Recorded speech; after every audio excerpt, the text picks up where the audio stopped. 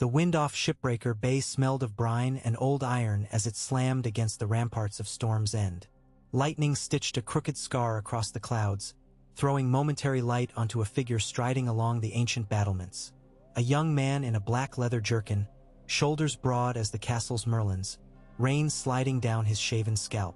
Gendry paused at the weather-worn crest of a stone stag chiseled by artisans long dead, laid his calloused hand upon its flank, and felt its chill seep into his bones. This was no longer merely the keep of the Baratheons. It was a proving ground carved out of cliff and storm, and it now belonged to him, though half the realm would call that claim treason. He drew a ragged breath. Below, the sea raged like a forge fire hammered by gales, and the sound was comfortingly familiar. Iron striking iron, the melody of his former life in the smoky bowels of a King's Landing smithy. In those dim days he had pounded out nails and horseshoes with no notion of his blood. No dream but to earn enough copper for brown bread and a pallet on the floor. Now he stood where kings had stood, with a banner yet to be sewn and a name he scarcely dared say aloud. Footsteps sloshed behind him. "You'll catch a fever," Ser Davos Seaworth muttered, hood drawn low, salt-flecked beard dripping. "Inside, lad. The lords are waiting." Gendry flexed his fingers, still more accustomed to a hammer than a sword. "Let them wait. They've done naught else since Robert wore short pants." Davos granted him a thin smile. "And you mean to change that?" "I mean to make them remember." Gendry's gaze swept the Black Sea. Storm's End was forged for a fight. So was I. They passed beneath the battlements, torches guttering in the salt-drenched air. The castle smelled of damp rushes and old secrets, its halls echoing with the distant crash of breakers, the heartbeat of the Stormlands. Word of Gendry's arrival had spread quicker than plague. A royal bastard no longer content to hide behind an anvil, come to claim the seat that Stannis Baratheon had abandoned in his doomed march on Winterfell. Some called it poetic, others blasphemy. Lord Penrose, gaunt and sharp as a pike, awaited them in the great hall beside a cask of sour red. Lady Ermazond of Mistwood, scarcely 15, clutched a fur cloak twice her size. A score of lesser knights lined the walls, their armor patched, banners faded. They looked on Gendry as farmers eye a sudden wildfire, dangerous, but perhaps the destruction they required to tear up old roots. "I thank you for answering my summons," Gendry began, voice steady though his stomach churned like the bay. "You know my name." "Some of it," Lord Penrose said. "Rivers, is it? Or waters? Bastards have so many names." Gendry's jaw tightened. "Baratheon will do." "Might." Penrose tilted his cup. "But names are wind. We care for oaths. Who stands behind you? No armies march from Dragonstone in your honor. No Tyrell roses in your lapel." Ser Davos stepped forward. "He stands on his own 2 boots, my lord, forged from honest labor. That was enough for King Robert once, and mayhap the realm could do with that memory." A murmur rippled along the benches. Many present had followed Robert during the rebellion, remembered the hammer-swinging prince who cracked Rhaegar's breastplate by the trident and crawled half-dead to Storm's End with nothing but fury to keep him upright. They measured Gendry's shoulders, the broad span of his chest, the stubborn set of his brow, and saw the ghost of that stag-lord. Lady Ermazond rose, cloak dragging. "If Storm's End must have a lord, better a Baratheon than a Lannister puppet. But a crownless lord is a beggar. How will you feed us when winter sets its claws?" "Steel feeds hungry mouths in wartime," Gendry said. "I spent half my life crafting blades for gold cloaks and whoresons. I'll do the same here, but those swords will bear the crowned stag, not the lion. Your sons will wield them instead of mercenaries, and the coin paid by other lords will fill your granaries." The hall quieted. The notion was bold. Turn Storm's End into the smithy of the south, as Volantis was to Essos, forging weapons for coin and allegiance alike. It would anger the Reach, threaten the Crownlands, perhaps draw a dragon's glare from across the narrow sea. Yet desperation breeds invention, and the Stormlands had starved too long on memories. Penrose sipped. "Words again. Show us forge fires blazing by moonrise, and perhaps you'll have more than my curiosity." "You shall," Gendry promised. "But first, proof of blood." From inside his jerkin, he withdrew a river-worn loop of leather strung with iron rings. At its center dangled a lump of blackened gold. A stag's head, crudely beaten during long nights by flickering forge light, the first sigil he had ever hammered. "King Robert made this for me," he said, voice low. "When I was a boy in Flea Bottom before Jon Arryn hushed it. I kept it hidden, never knowing why it felt heavier than lead. He laid it upon the high table. Now I know. It was waiting. The torches hissed. Thunder groaned over the sea. Lord Penrose, who had fought beside Robert against the Tyrells at Ashford, reached for the talisman with trembling fingers. He turned it over, eyed the crude strokes, the warped antlers. Tears glazed his lashes. "I remember the king's handicraft," he whispered. "He claimed no hammer could mold gold to shape but his own. Gods forgive me. I believe you, boy. No horns blared, no septon recited lineage. Only the hush of awe settled upon the great hall, momentary and fragile. But in that hush a seed took root, watered by old loyalties and salt tears. One by one the knights of the Stormlands knelt, slowly, as if uncertain they still knew the motion. The sound of knees upon stone mingled with the breaker's roar until it became something new, the birth cry of a dynasty. That night, Gendry walked the ramparts again, torch in hand. Rain had ceased. A pale half-moon silvered the bay. Ships' lanterns flickered on distant waves, traders from the Stepstones, or perhaps spies from King's Landing. The realm would stir once ravens carried news of a black-haired bastard crowned by storm and steel. He expected Lannister gold to begin flowing south with mercenaries in tow, and perhaps a raven of disapproval from Queen Daenerys on her black wings. He feared none of it so much as he feared disappointing the ghosts of the keep.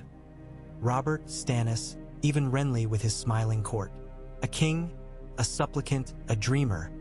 Now a bastard meant to be all three. "Seven help me," he murmured to the serf. "I am no lord.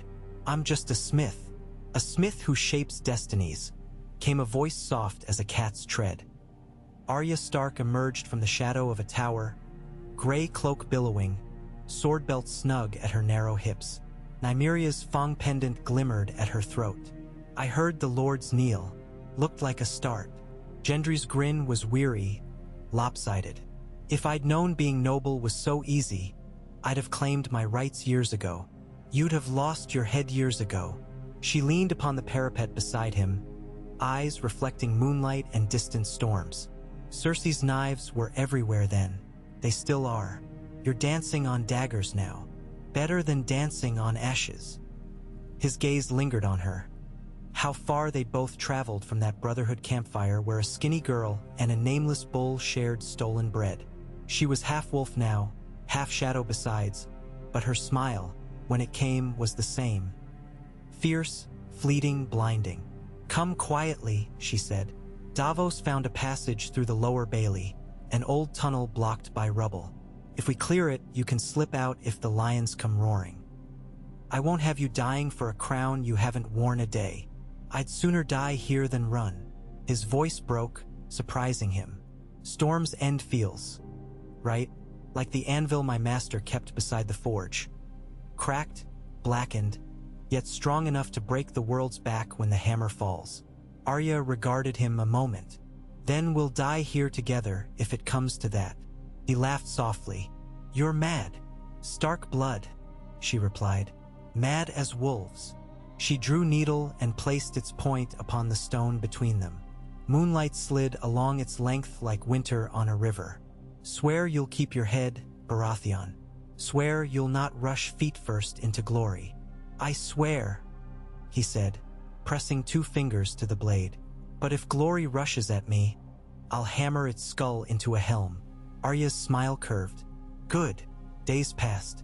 The castle awoke as though from a century's slumber.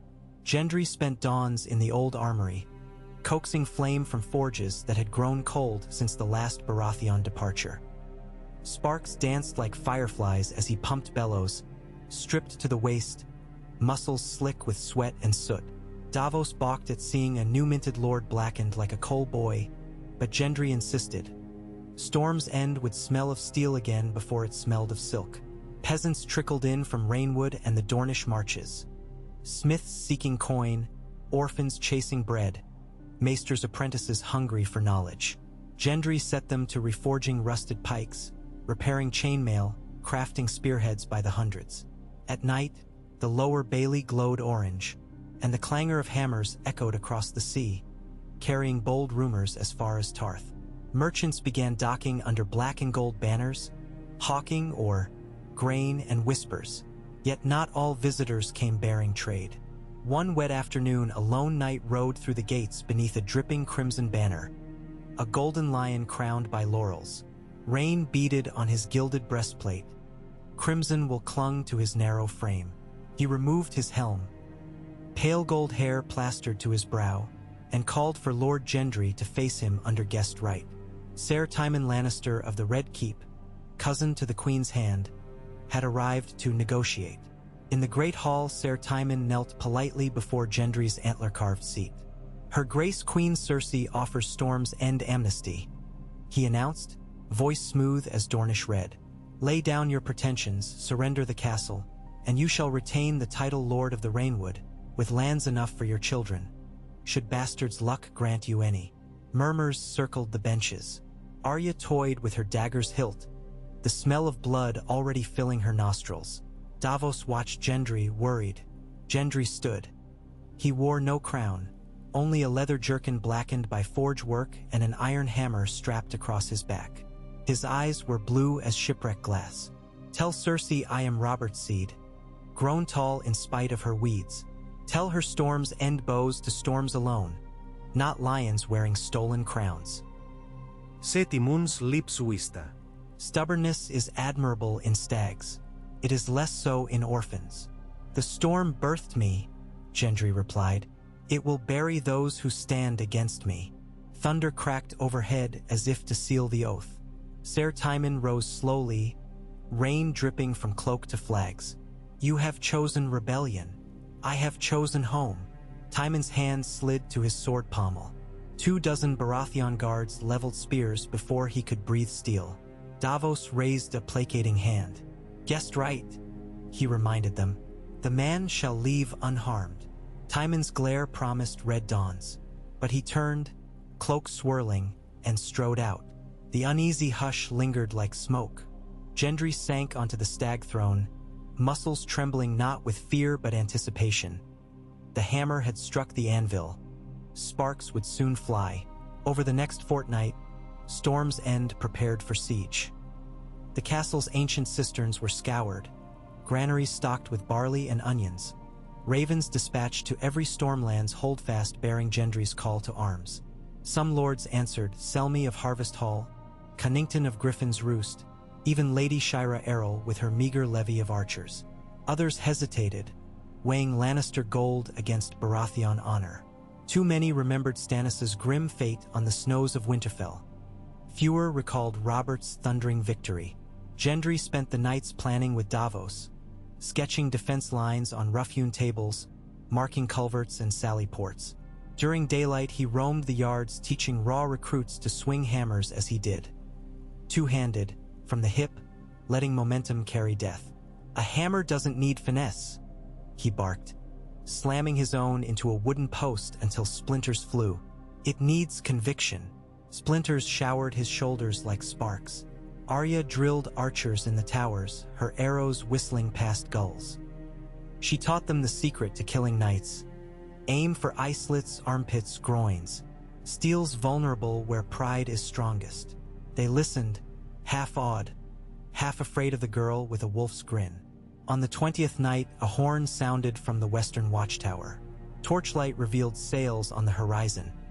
Black ships trimmed with golden lions, oars churning like centipede legs. The Lannister fleet, smaller than Gendry feared but ample enough to blockade the bay, had come at last. Drums pounded across the water, a heartbeat of impending wrath. Gendry watched from a parapet, hammer across his shoulders, storm wind whipping his cloak. Let them come, he muttered. Lightning flared beyond the ships, turning the horizon white. The sea can swallow iron as quick as fire. Davos, beside him, drew his hood tight. Pray the mother sends calm seas, lad, else their engines will breach us. Gendry's gaze lingered on the foe, but his mind wandered to the forges glowing in the bailey below. He had ordered strange engines crafted, tubular barrels of hammered steel lined with pitch and laced with wildfire stolen from a cache beneath King's Landing.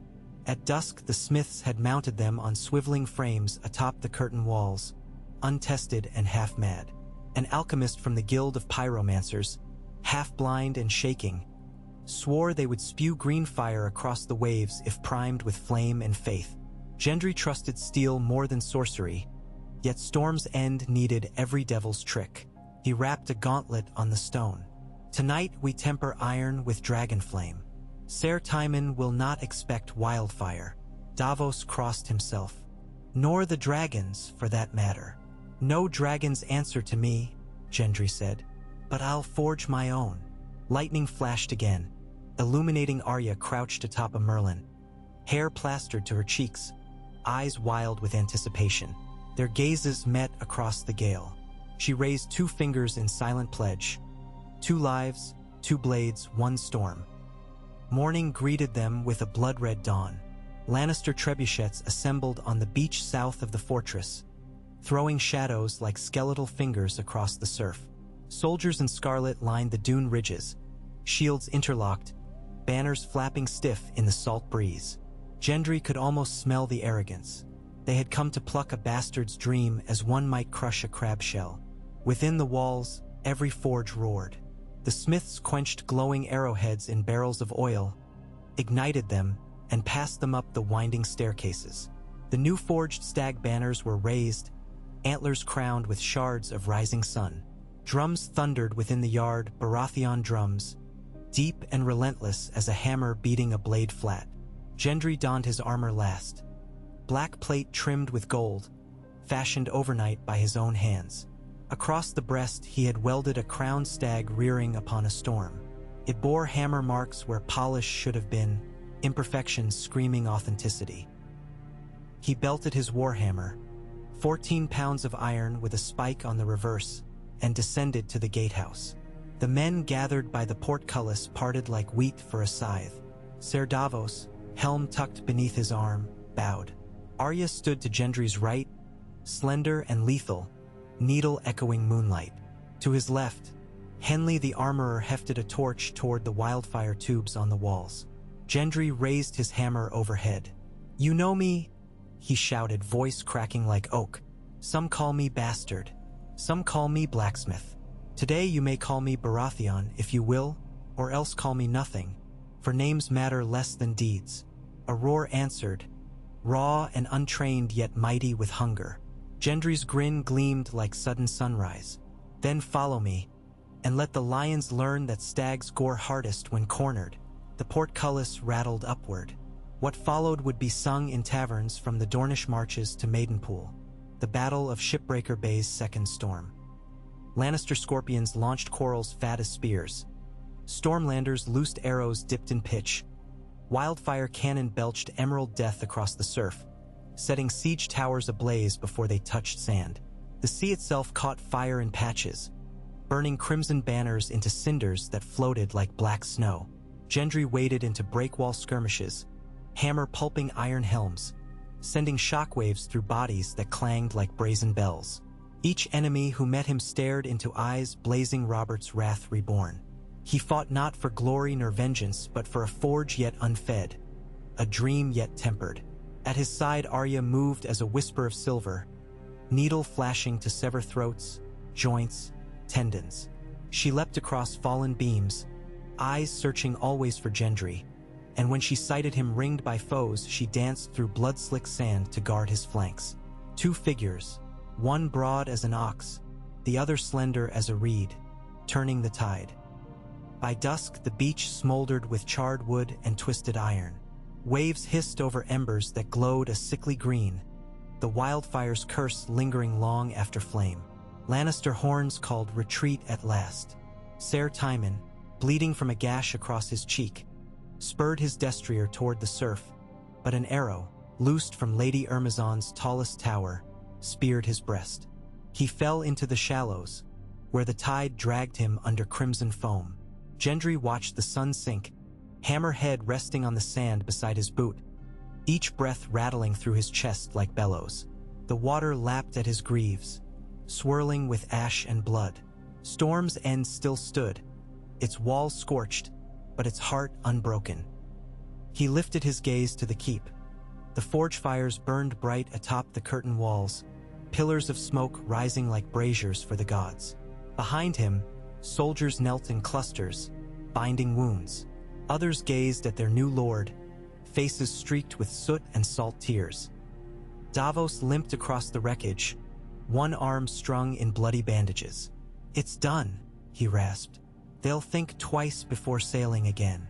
Gendry stared beyond the bay, where charred masts bobbed like blackened ribs. "They'll come a third time," he said. "Lions are stubborn beasts. Then we'll forge a sharper hammer," Arya whispered, appearing at his shoulder. He turned to her, expression unreadable beneath streaks of grime. "Will you stay?" he asked. She looked to the river of smoke curling above the keep, then to the dark horizon. "For a while," she said at last, voice as soft as spring rain. "Until the fire in you burns steady." He nodded, unspeaking. That night Storm's End feasted upon bread and onion broth thickened with wine. They lacked meat, but hunger mattered less than victory.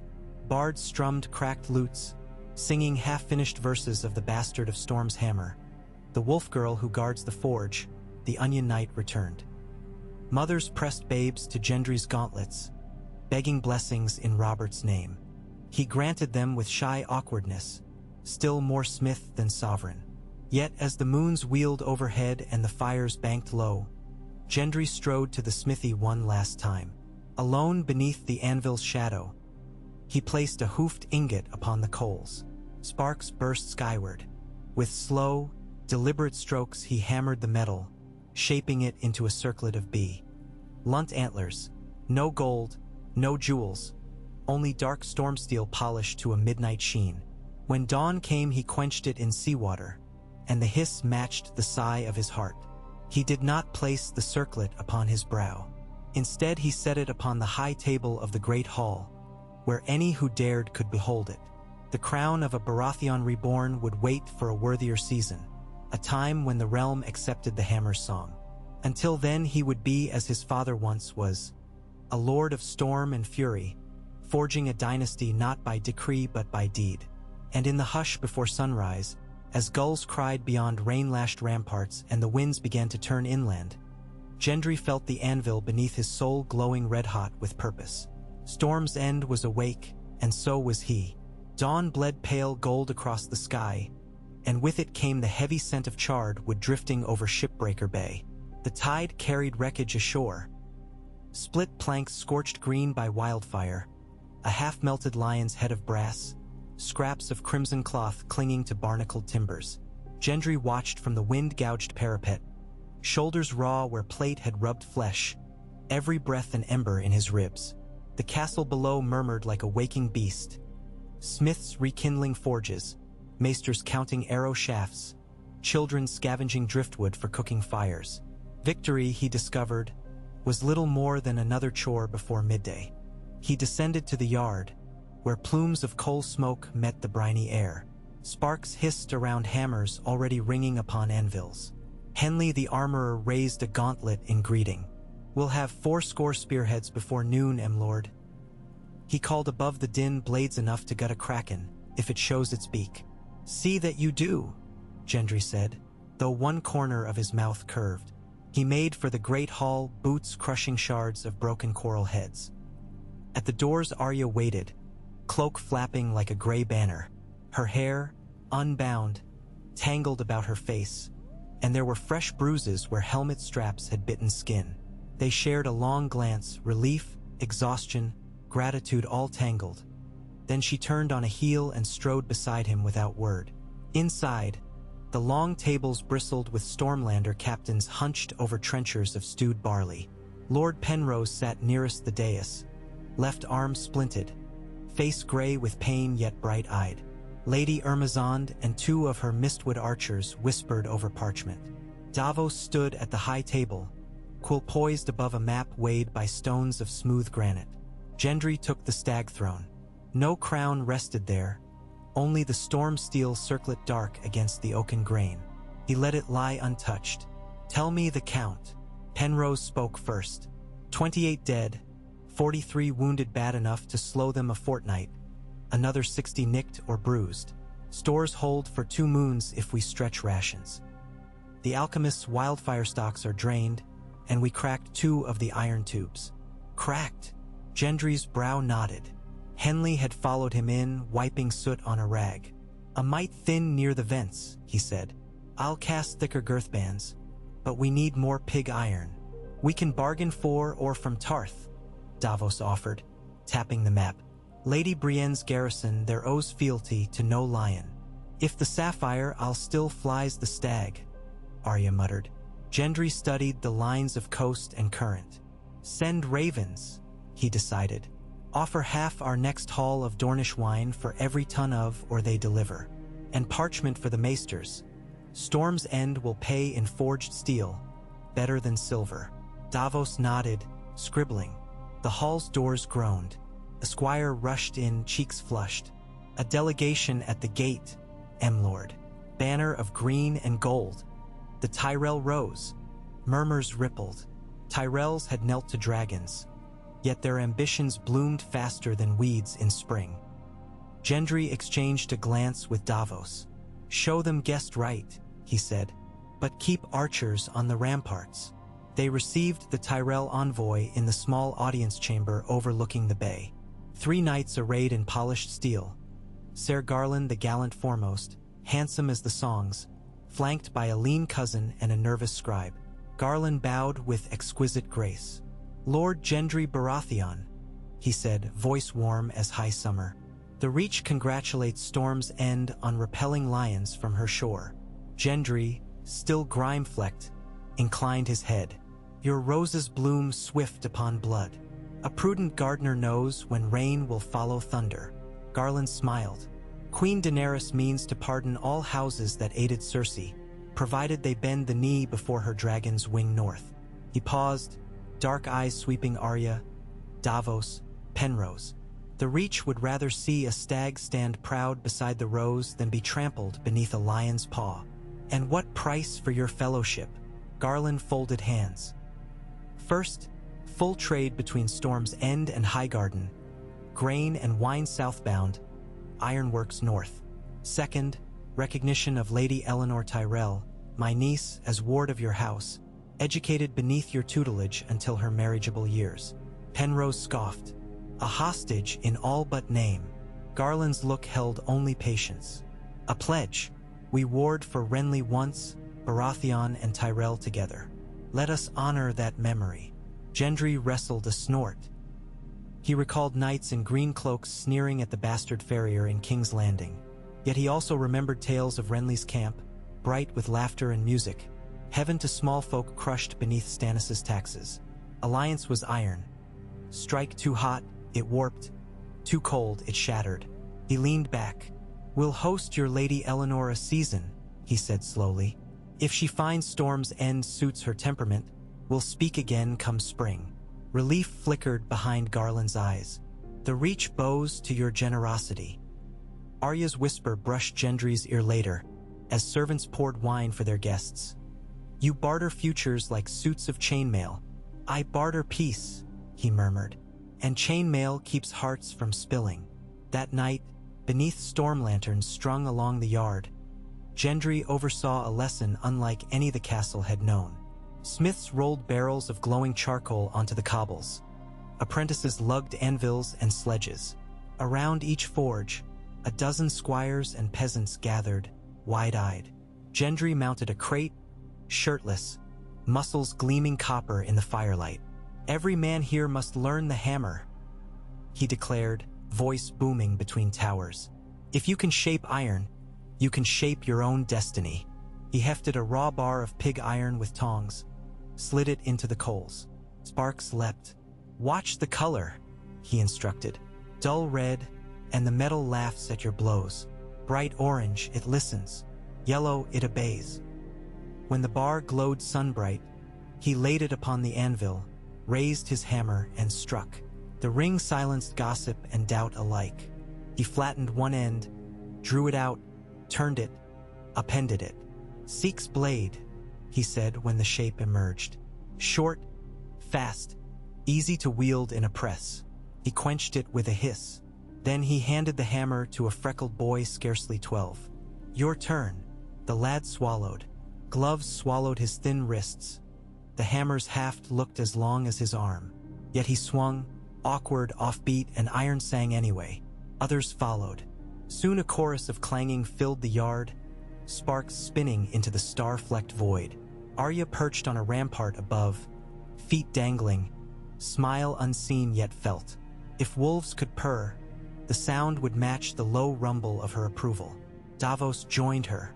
"You trust flames to teach them quicker than swords?" "They need more than swords," she said. "They need purpose. The hammer gives that."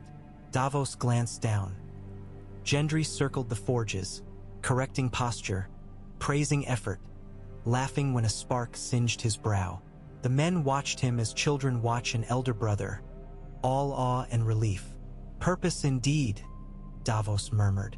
"May the smith keep him whole." Ravens arrived thrice before the next moon. The first bore parchment from Tarth.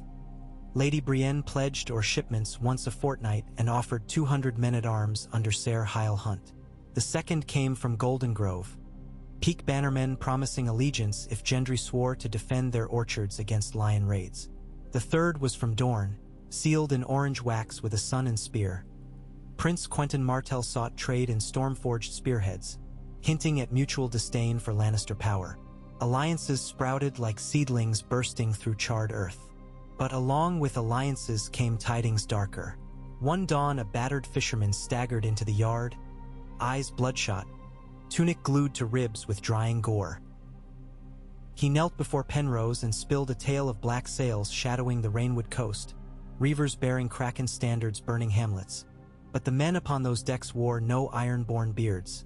They spoke the western tongue of Casterly Rock. Lannisters, it seemed, bought salt captains to raid by proxy, choking storms and of food.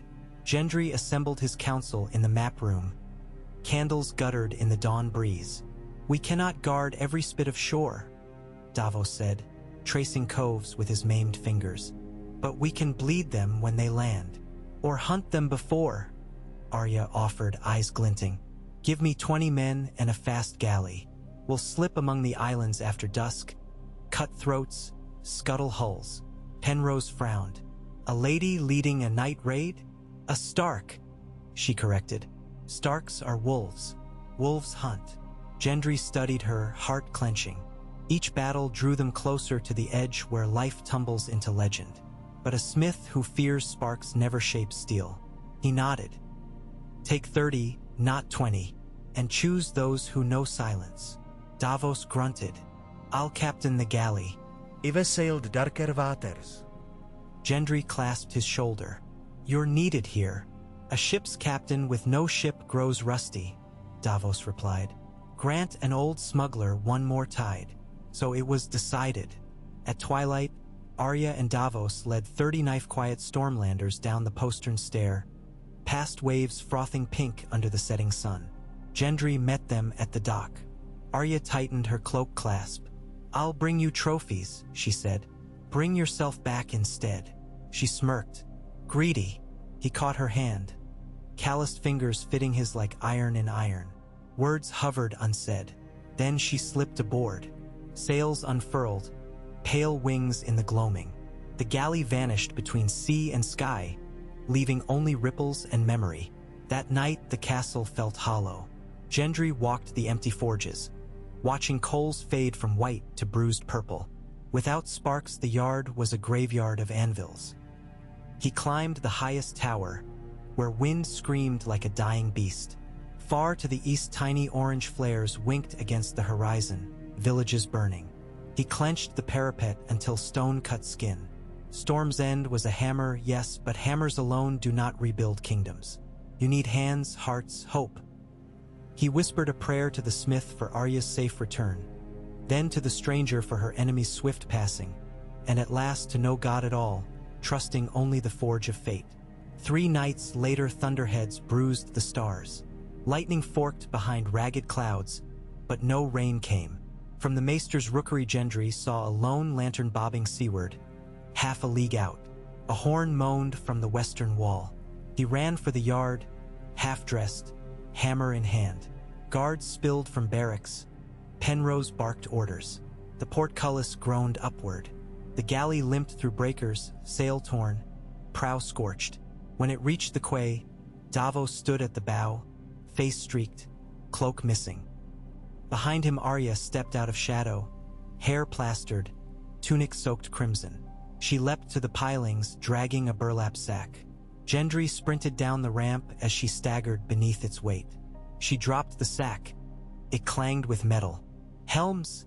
she gasped, chest heaving. "Lion helms. 23. Blood trickled from a slice along her jaw. Gendry caught her elbow.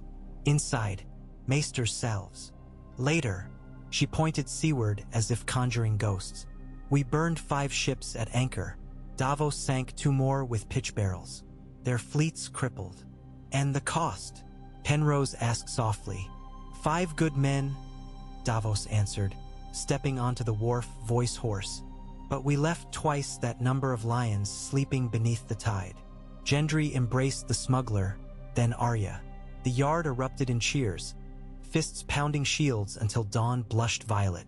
Yet amid triumph Gendry felt sorrow's iron press, the smith's old lesson. Every blade exacts its due in flesh. Weeks drifted like sea mist, each dawn measuring new burdens. The Tyrell ward arrived, Lady Eleanor, 12, bright-eyed and quick to laugh. She trailed a septa and 3 sworn shields and spent mornings watching Gendry hammer billets beside Henley. At supper she peppered him with questions about balance and quenching. Her admiration served Storm's End well. Reach lords sent barges of grain unasked, and gossip flowed that the rose and the stag might one day share petals. Not all gossip pleased. In the rain-soaked courtyard Gendry sparred with recruits when a raven battered through the downpour, scroll tied tight. Cersei, uncrowned yet undeterred, called him oathbreaker and kinslayer for Tymon's death, though waves had swallowed the man. She vowed a host would march south under Ser Lancel Lannister's banner, with Sellsword companies bought from Pentos. A note scrawled beneath, in smaller hand, "Read, burn before reading." He recognized Qyburn's spidery script, poison hidden within threat. Gendry burned the parchment, but ash could not erase truth. War would swell again, greater, uglier, and dragons might shadow its wings if Daenerys chose to test his rise. The Stormlands alone were an anvil. He needed a hammer arm to swing against the world. Alliances of coin and courtesy were kindling. He required living flame. That evening he convened council in the armory, anvils serving as seats. "We must forge a realm, not a redoubt," he said. "Penrose, ride to Nightsong, to Crow's Nest, to Black Haven. Promise titles, lands, whatever wins hearts. Davos, sail for Sunspear. Offer Martell a share of Stepstone's plunder when the war is done." "Arya, I'm not leaving," she cut in. He met her eyes. "Then stand at my side when I ride north." "North? Winterfell," he said. "If I kneel to Sansa Stark as queen in the north, we gain her levy, Jon Snow's renown, and the loyalty of every bannerman who remembers Robert and Eddard's brotherhood."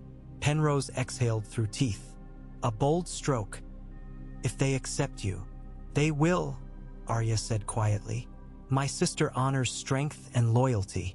Show both, and she'll clasp your hand." Davos frowned. "The road is long, and Lion scouts roam the Trident." "Then we ride with 80 knights only," Gendry said. "Fast, silent. Carry Baratheon colors and Northern Grey equally. Storm's End must trust Lady Ermazond and Ser Henley to hold the walls till we return." Henley grunted. "We'll keep the forge lit." So the plan was cast. Within 2 days Gendry rode through the gatehouse at dawn astride a dappled courser, hammer slung across his back, antler sigil painted upon his shield. Arya rode Ghost's Bane, a pale gray mare swift as rumor. Davos, clad again in rough sailor's garb, served as wayfinder despite aching bones. 80 Stormlander knights followed, their helms crowned with stag horns newly forged from scavenged scrap. They took the King's Road north, skirts of the Blackwater rush glimmering to their right. Burnt villages dotted the horizon where Cersei's foragers had scoured. Peasants halted plows to stare. Some cheered, recognizing Robert's long-dead swagger in Gendry's bearing. Others knelt, fear and hope mingling like sweat and rain. Arya counted banners flapping from half-ruined holdfasts.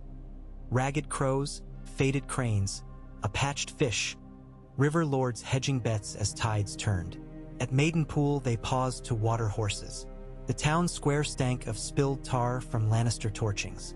A Septon, robe singed, blessed Gendry with trembling fingers.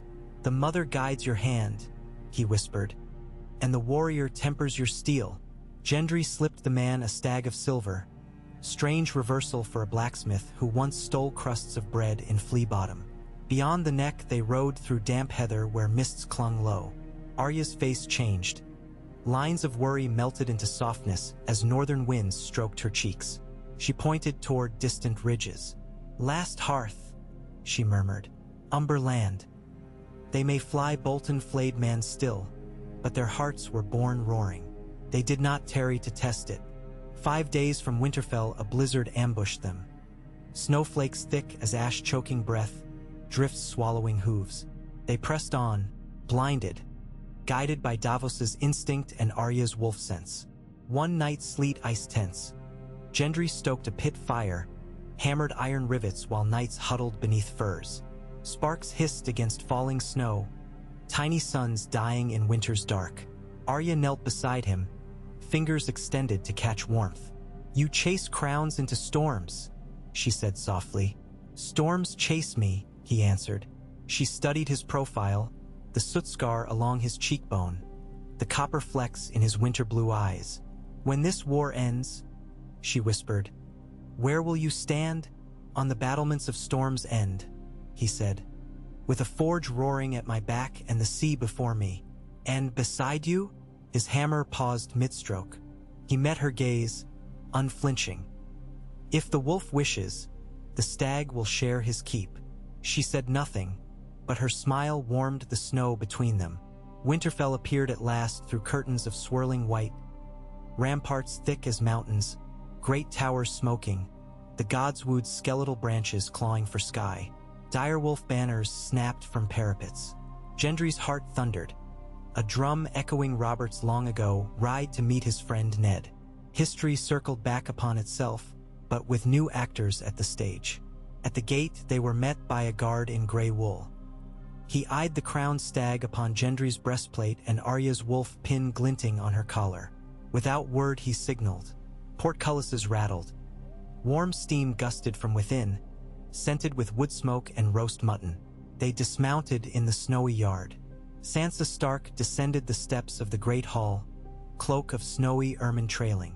Her poise was ice and moonlight, her eyes summer blue.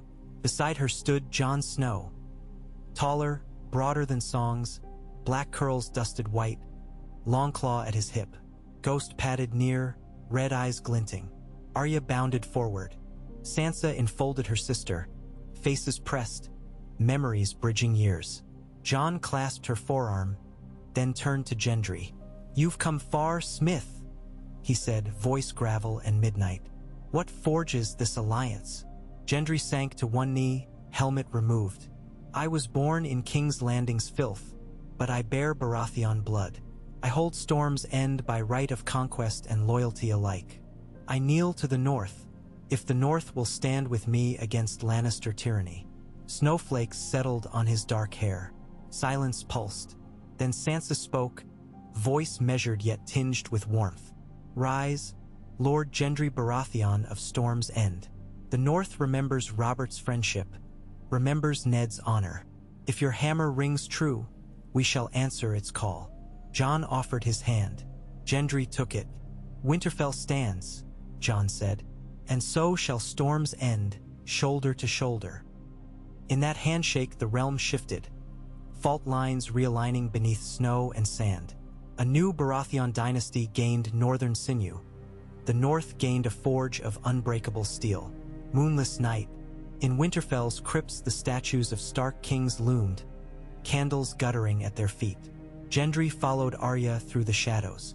She halted before Lyanna Stark's effigy, Ston. The petals of winter roses clutched in frozen fingers. "My aunt died for Robert's dream," Arya said, "and Robert died for his own ghosts. Promise me you won't chase phantoms."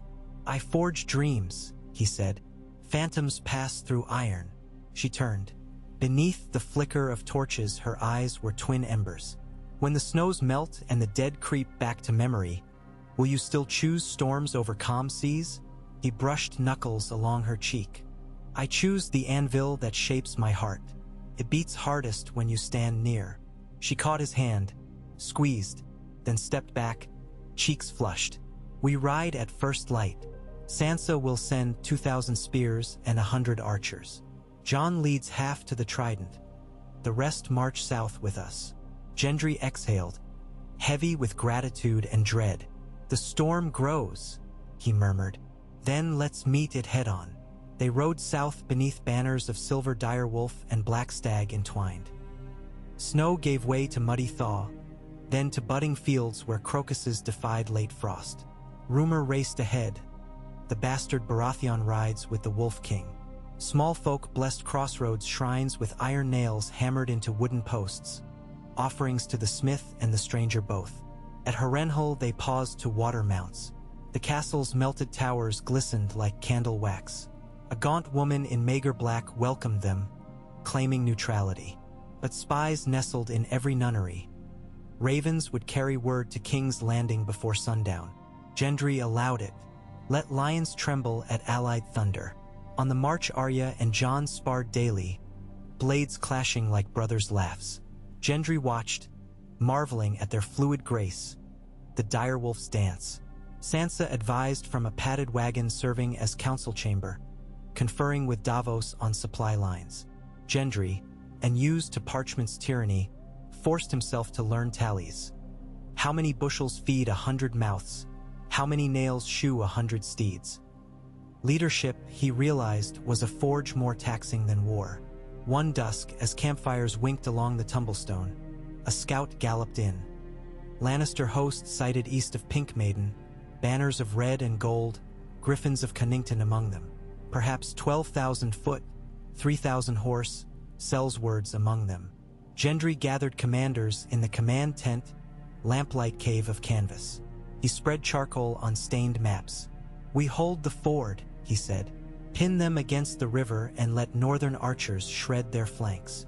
Sansa leaned over his shoulder, red hair catching lantern glow. "They'll expect that." He met her gaze. "So we give them what they expect, only faster." Jon tapped Pink Maiden's mark.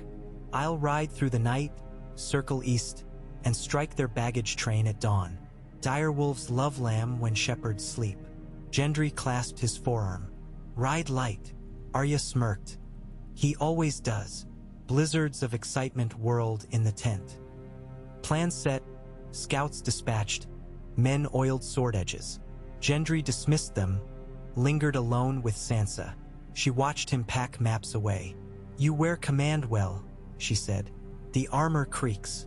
He flexed stiff shoulders. "It will fit." She laid a hand on his gauntlet. "My sister trusts few. She trusts you." He blushed beneath soot. "Trust is tempered, like steel." Her lips curved. "Then keep tempering." Night swallowed the camp. Gendry prowled the picket lines, listening for tremor of hooves, sigh of arrows. Sky shimmered with stars, but his mind churned with hammer blows yet to fall. Returning to his tent, he found Arya waiting inside, hood lowered, shadows limning her sharp cheekbones. "Jon's gone," she said softly. "Said to tell you, no fear, only fury. He'll need both." Gendry unbuckled pauldrons, arms aching. "How's your jaw?" "Healing." She touched the faint scar. "A reminder." Lion's scratch. He sank onto a stool, boots muddy. "Tomorrow we cross steel again. If Lannisters break us, storms end falls. The north turns. The realm slides back into chaos. Then we don't break. She crouched, eyes level with his. You are Robert's blood, but you're not Robert. You're stronger where he was brittle, sober where he was drunk on dreams. I'm still half Smith, half bastard. So, swords remember the fires that birthed them. She drew needle, laid its thin blade across her palms. Promise me something. Anything. When the war ends, build me a blade of Valyrian steel. Wolf on one side, stag on the other. He swallowed. I'll need dragonfire to shape Valyrian. She smiled like moonrise over frost. Then win a dragon. Their laughter mingled with crickets until a horn's low note drifted from the river. Scouts returning. Duty called. They parted at the tent flap. No kiss, only foreheads brushing, silent vow sealed by breath. Dawn crested in blood-orange splendor. The ford's grassy banks teemed. Stormlander men-at-arms bracing pikes. Northern longbowmen stringing you. Baratheon knights forming cinched wedges. Across the tumblestone, lion banners rippled, massed shield walls shimmering in morning haze.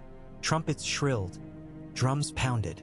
Gendry rode Ironhoof, hammer resting across pommel, antler helm glinting. He raised the stag standard, black cloth whipped by river wind. Stand firm. His roar carried beyond clamor. Hold till the wolves bite. Lannister horns blared. Heavy infantry advanced, red rank upon red. Their first volley of quarrels hissed overhead. Baratheon tower shields locked, arrows thunking wood. Northern bowstrings twanged. Gray-fletched shafts arced, finding chinks. Men screamed, stumbled. Blood darkened grass. At the ford's shallows cavalry splashed forward. Cunnington griffins leading. Gendry spurred. His wedge thundered downhill, hoofbeats drumming earth. Collision cracked like splitting oak. His hammer swung, cratered a gilded helm, momentum rippling through bone. Hilt reversed, spike punched a breastplate. All sense narrowed to bellows breath, iron tang, the wet sound of meat sundered. Around him knights fell, others rose. Baratheon horns called for left flank push. He steered toward the banners. Ahead, a Cunnington knight with plumed helm leveled lance. Gendry angled shield, felt impact jolt shoulder, but lance splintered. He rose in stirrups, hammer overhead, and brought it down upon the knight's gorget, steel shearing spine. Blood fountained. He glimpsed Arya darting among foot ranks, needle flashing. She hamstrung a sergeant, rolled beneath a mace, slit a throat in the same breath. Direwolf grace amid stag fury. Hours blurred. Sun climbed, river ran red. Then, from the enemy rear, snow-cloaked riders burst, pelting baggage wagons aflame. Jon Snow's charge cleaved into Lannister line. Panic rippled. Trumpeters faltered. Gendry thrust hammer skyward. Drive! His men surged. Shields cracked, banners toppled, Cunnington griffins trampled. By late afternoon, clangor ebbed. What Lannisters survived fled north, pursued by wolf riders. Field belonged to stags and direwolves. Gendry dismounted, legs quivering. He looked upon the carnage. Ragged breath, numb fingers. Victory's toll again. Jon rode up, cloak torn, ghost at his heels. They break like ice under spring sun. More will come, Gendry said. Then we'll keep breaking them. Arya staggered over, face blood-splattered but eyes bright. She pressed a trophy into Gendry's palm. A lion-headed cloak brooch bent and cracked. For your collection, she said. He wiped grime from her cheek. My collection's rich enough. She arched a brow. Not yet, it isn't. Nightfall. Camps sprawled among trampled grass. Fires licking at pots of thick stew. Davos tended wounded. Steady hands despite shaking limbs. Sansa drafted letters on Jon's campaign table. Messages for White Harbor, for Gulltown, for Bear Island. Tales of victory, calls for grain and arms. Gendry prowled the perimeter. Past a stand of alder trees, he found a fallen log, sat heavy, stared at the river. Torchlight reflected off dark water like shards of lost stars. His hammer lay across his knees. Blood had dried in runnels along its haft. Footsteps approached. Arya sank beside him, silent a time. "Counting ghosts?" she asked. "Measuring the gap between yesterday's farrier and today's lord." He flexed fingers. "I swing the same hammer, yet cleave men instead of iron." She followed his gaze across ripples. "Steel can build or kill. Blame the hand, not the tool." "My hand," he exhaled. "Will it ever forget the shape of skull beneath steel?" "It shouldn't," she said. "Forgetting invites madness." He turned to her. "You speak like one who knows." "I carry names," she whispered. "But I remember faces too, else those names lose meaning." Wind rustled alder leaves. She offered a flask. He drank beet-sweet Dornish red, cough-warm. Silence lengthened, comfortable as wool. Then he spoke hoarsely. "When this ends, if it ends, will you remain at Storm's End? The Forge's song is lonelier than battle's roar." She considered the river, the moon, the whisper of distant wolves. "The world is wide," she said at last. "But some keeps are worth returning to." She squeezed his hand.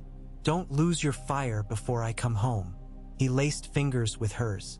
Sparks ignited behind his ribs, gentle, steady, forging new resolve. "I won't," he promised. Letters sped on raven wings.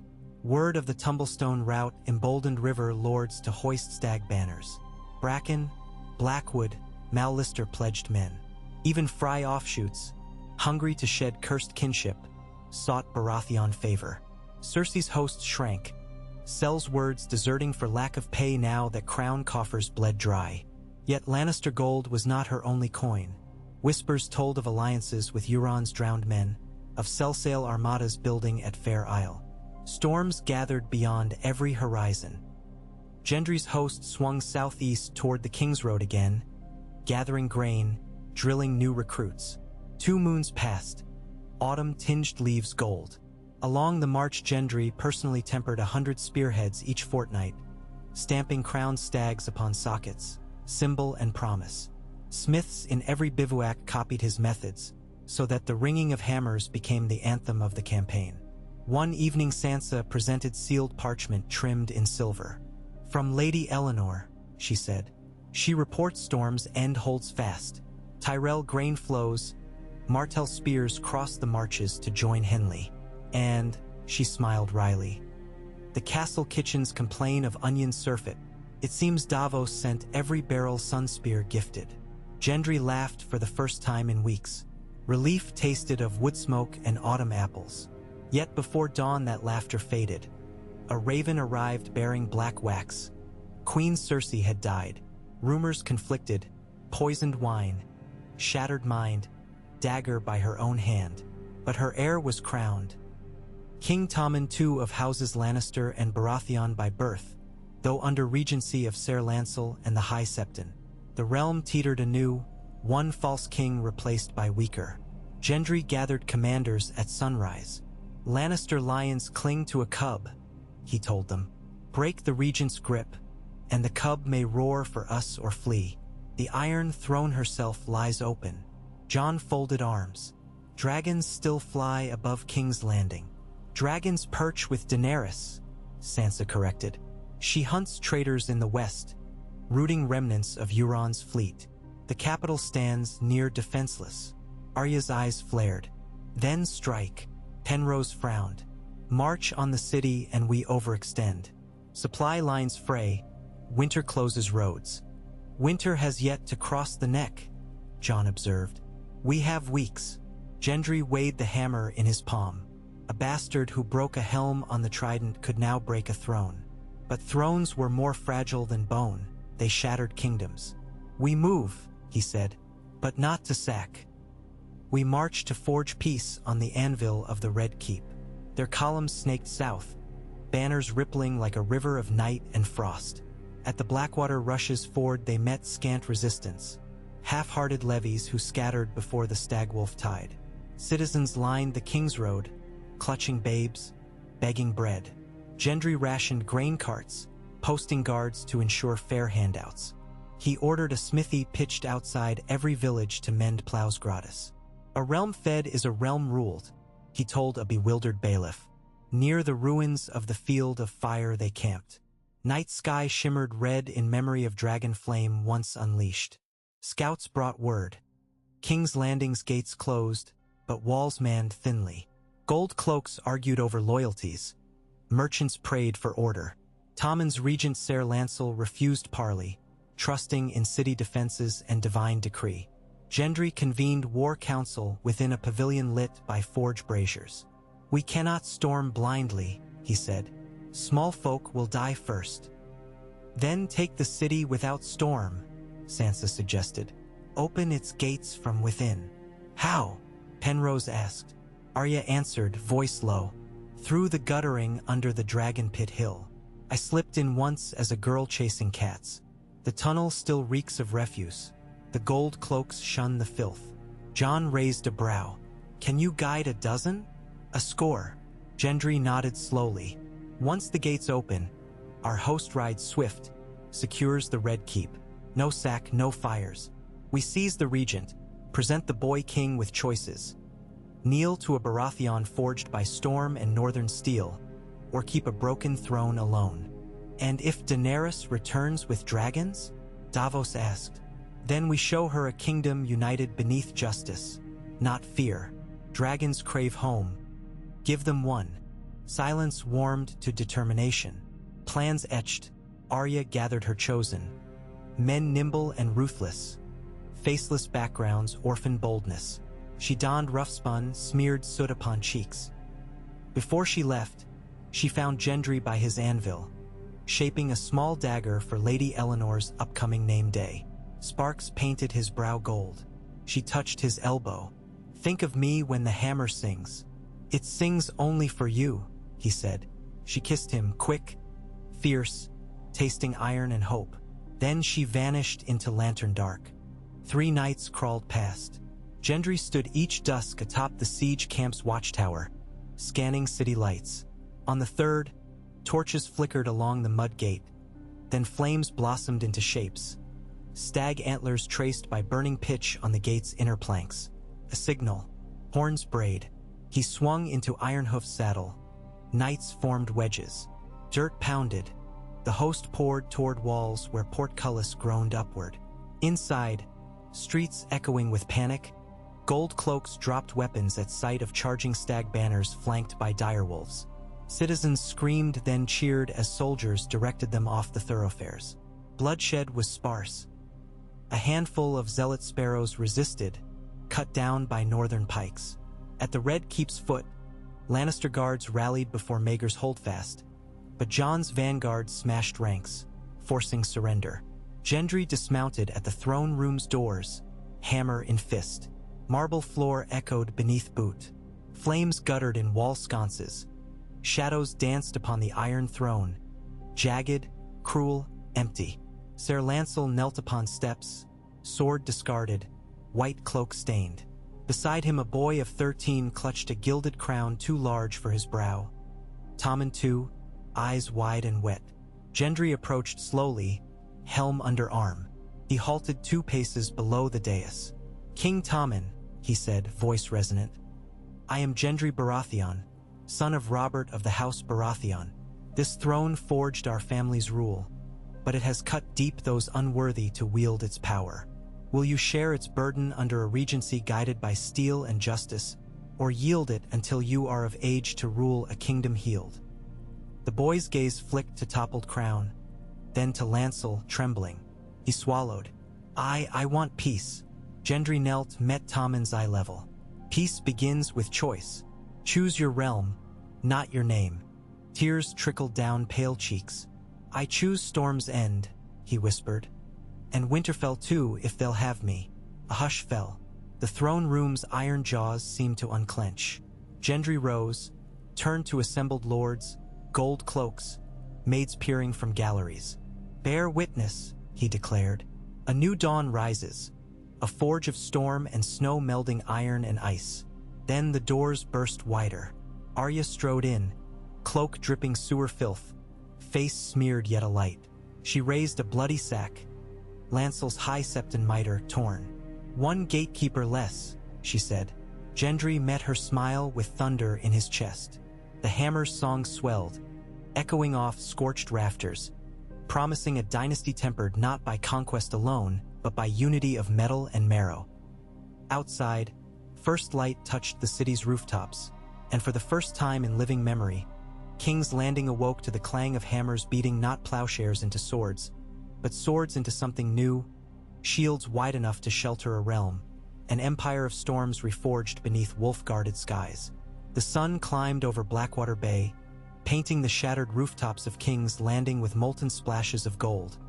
Yet the city inhaled each breath as if expecting flame to follow light. Bells told the hour, slow and tentative, their voices still half-choked by the smoke of the brief struggle. Women dragged buckets from well to doorstep, scrubbing alley gore with lye water. Gold cloaks, newly sworn beneath direwolf stag standards sewn overnight, hauled corpses to the common gate for pyres. Above it all, ravens wheeled in curious spirals, quills black as the Iron Throne now standing mute in its hall. Gendry Baratheon scarcely slept. Dawn found him at the forge yard below the Red Keep, sleeves rolled to the elbow, shaping rivets from thick wrought iron. Sparks leapt across his breastplate as if eager to finish what battle had begun. Nearby 3 apprentice smiths hammered wool spokes for refugee carts, their rhythm guided by his nod. He had decreed no Lord's Council would convene until the city's ovens relit, its sewers cleared, its water cisterns purified. Power, he told Penrose, meant mending the hinge pins before mending crowns. Yet Power's court came calling regardless. By mid-morning the outer bailey filled with petitioners, Guildmaster Tobo Mott demanding privileges for master craftsmen. High Septon Tarwick of the Faith redeemed begging permission to preach from the September of Baelor's scorched steps. A gaunt envoy from the Iron Bank of Bravos rattling promissory scrolls like shackles. Davos received them beneath an awning hung with fresh canvas, scratching promises lean enough not to bankrupt hope. Within the Maiden Vault Sansa Stark opened a makeshift audience chamber ringed by northern guards. She heard grievances from potters whose kills were commandeered for wildfire, from fishmongers whose nets were seized by starving garrison men, from a tear-streaked seamstress whose daughter vanished the night the Lion Regent fled. Sansa catalogued each tale with the calm, sure hand of a woman who had survived Lannister courts, Bolton knives, and the siege of winter itself. Where coin sufficed, she paid it from the Tyrell coffers Garland had forwarded at dawn. Where justice cried louder, she dispatched Hooded Nab, a former alchemist's guild underclerk, now sworn as King Tommen's master of whisperers, to ferret answers from dark corners. Jon Snow, meanwhile, rode patrol along the Rose Road, scattering lingering cells words like crows from carrion. Ghost loped at his stirrup, crimson eyes feral beneath the bright sun. Northern outriders strung Connington men from tree limbs when they refused quarter, and Jon did not look away. His mercy reserved for those who surrendered blades as well as pride. Only Arya vanished. At sunrise she slipped through a sally door in the keep's undercroft, needle at hip, a black scarf smothering the stark silver at her throat. Gendry glimpsed her shadow passing along T. He barbicaned but forbore to call out. Some hunts required silence even from those who loved the hunter. He discovered her that evening on the roof of the ruined Tower of the Hand, seated cross-legged upon cracked lead tiles, telescoping spyglass to eye. Wind snapped her gray cloak, sending ribbons of hair whipping. She did not turn when he trod up the narrow stair.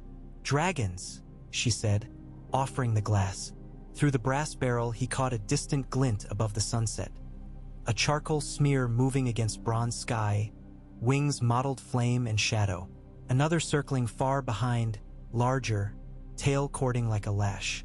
No third silhouette. "Only 2, he murmured. Regal fell over the honey wine. "Word says," Arya replied. And Viserion vanished a moon past, chasing Euron's manticore ship beyond the stepstones. "They say the sea swallowed them both." He lowered the glass. "Daenerys will mourn a headless family as we mourn fractured kingdoms. Grief makes poor counsel." Arya angled him a wry glance. "So does vengeance." He brushed soot from her cheek. "I chase neither. I forge what's left." Lightning flickered far west, a silent pulse heralding storms. He felt it in his bones. the churn of histories converging upon the capital like molten or funneled toward a mold. The question was whether the mold could hold. Gendry convened a night council beneath the broken chandeliers of the Queen's ballroom, lanterns replacing crystals, benches replacing velvet thrones. Present were Sansa, Jon, Davos, Lord Penrose, Lady Ermazond, arrived with Henley after a 10-day forced march, and young King Tommen too, who perched upon a tall-backed chair, legs swinging nervously. Behind Tommen stood Ser Hyle Hunt and Brienne of Tarth, newly installed as Lord Commander of the King's Guard by common acclaim. Her white cloak unembroidered, her greatsword Oathkeeper glimmering like pale sunrise. Gendry opened with a Smith's straightforwardness. "We hold the city, but we do not yet rule. The realm obeys the hammer only until the hand falters. We must fashion a lawful bond." Sansa spread parchment on the table. A charter drafted with Maester Walgrave's careful script. "A regency compact," she explained. "Tommen retains the crown. A council of 9 governs until he reaches 18 summers. No septon loopholes, no regent's decree overriding majority vote." "Who?" Penrose asked. Sansa ticked names. "Gendry Baratheon, Lord Paramount of the Stormlands and Defender of the Realm. Jon Snow, Warden of the North. Myself, Lady of Winterfell and Mistress of Grain. Ser Davos, Hand of Ships and Master of Coin. Brienne of Tarth, Lord Commander. Maester Walgrave, Voice of Lore. Guildmaster Tobo Mott, Voice of the Craftsman. High Septon Tarwick, Voice of the Faith. And Prince Quentyn Martell, Voice of the South." Martell agreed? Jon lifted brows. "His fleet anchors at Driftmark as we speak," Gendry said. "Quentyn seeks trade routes unmolested by Greyjoy reavers. A seat on the council buys safe harbor." "And Tyrell?" Penrose asked. "House Tyrell secures its voice through Guildmaster Mott." Sansa's mouth curved. "Highgarden wants commerce. Commerce wants forging." Davos tapped table. "What of the Dragon Queen?" "As yet unaligned," Sansa allowed. "But a throne steered by charter, not birthright, might interest her more than child's regency. Dragons dislike cages. They respect open sky." King Tommen cleared his throat. "And if her grace burns the charter to ash?" All eyes turned. The boy paled but met Gendry's gaze. Courage flickered behind those wide eyes, seed of a better ruler if properly tended. Gendry knelt before him. "Then we stand together beneath shields of law and steel. A dragon may burn parchment, sire, but it cannot melt honor." Tommen swallowed, nodded. "Let it be written." Quills scratched, wax seals stamped. Thus the Regency Compact was forged. 9 points upon an iron circumference, leaving room for dragons to land if they chose. The Raven arrived 2 nights later in a squall of rain, talons scoring Gendry's window shutter. He untied the scroll, recognized High Valyrian script. "Lord Gendry Baratheon, I return upon Drogon's wings at first dawn. Prepare the throne room. No blades drawn beneath its shadow. Summon the Boy King. Summon Stark and Tyrell and Faith. Blood has waged enough coin. This time we pay in words. Daenerys of House Targaryen." Below the signature, 3 fused circles marked a dragon's footprint stabbed scarlet wax. Gendry read the message to the council at sunrise. Tension wound tight as bowstrings. Penrose counseled stacking scorpions atop the walls. Tobo Mott urged parading smiths and apprentices to evidence industry. Sansa said nothing until debate waned. Then she whispered, "A queen robbed once of her throne will measure every breath for deceit. Offer her no honeyed treacle, only truth." Gendry exhaled. "Truth it shall be." They dressed the throne room with austere dignity. Benches plain oak, carpets swept but threadbare, sconces cleaned of soot. No flowers, no perfume. The iron throne itself they left unadorned, its sword still crusted with Lannister blood, lest Daenerys see polish and suspect illusion. Tommen in simple black doublet stood at its foot, Brienne behind with helm off, hair bound. Sansa flanked Gendry to the right, Jon and Davos to the left. High Septon prayed soft at the back. Arya lurked unseen among dusk shadows high upon a broken mezzanine, needle resting across her knees. Just past dawn, while torches yet flickered in the dusty recesses. Wind roared outside, a furnace blast rattling arrow slits. One bronze door groaned inward. Two unsullied strode first, spears vertical, eyes flat. Behind them came a woman in riding leathers dark as smoke. Silver-white braid draped over one shoulder, cloak sewn from night blue lambskin. Drogon's long absence had etched new hollows beneath her cheekbones. Grief-rimmed violet eyes. Yet her stride rang with volcanic authority, as if each step seared footprints into granite. A dragonkin. Gendry inclined his head, not kneeling, not defying. "Your Grace." Daenerys Targaryen surveyed the company. Her gaze paused upon the boy king, the iron throne towering above him like a skeletal leviathan. "The child wears black," she noted, voice neither soft nor hard, simply observant. Tommen's voice shook, but he spoke. "Black for mourning, Your Grace. My mother died of sorrow and sin." A shadow crossed Daenerys' face, gone as quick. She turned to Gendry. "Lord Baratheon, you send ravens proclaiming counsel and charter. Yet one throne stands." She touched a pitted blade on the seat. "Swords of men who knelt by force, not wish." Gendry stepped forward. "We keep the throne until a better seat is forged, one that cannot cut the backs it carries. Will you help shape it?" Jon added quietly, "We know smiths who temper dragon steel." He indicated Gendry's hammer, strapped across back in linen wraps, a gesture of transparency. Daenerys regarded Jon, remembering Dragonstone's battlements, the wind off the narrow sea, the moment she bowed to trust him once. "You arrive at my city with wolves. We arrive with peace," Sansa said, voice ringing clear. "The North offers grain against winter's bite. The Tyrells offer harvest. The Martells, ships. And what do dragons gain?" Daenerys asked, tone sharp but not unkind. "Freedom from fear," Gendry replied. "A throne that need not burn to rule. A council that answers to the realm, not the realm to a single name." Daenerys approached him until a breath space separated hammer-broad chest from slender armor. She looked upward. He stood near a head taller. "Are you Robert's son?" "I am his seed," he said, "but I break his mold." Her gaze flickered along his arms, muscles tempered by forge. "Robert's hammer crushed my brother upon the trident, and my father's crown bled the realm." Gendry's throat tightened. "We are children of broken tools, you and I." Silence stretched, a lengthening wire ready to snap. Then Daenerys raised a hand. Unsullied parted. A small chest was carried forward and set upon flagstones. "Open it," she ordered. Gendry knelt, flipped the latch. Inside lay shards of black glass half-melted, edges whispering with rainbow iridescence. Obsidian from Dragonstone's fires, fused anew by dragon flame. He lifted one shard. It hummed cold despite glimmer.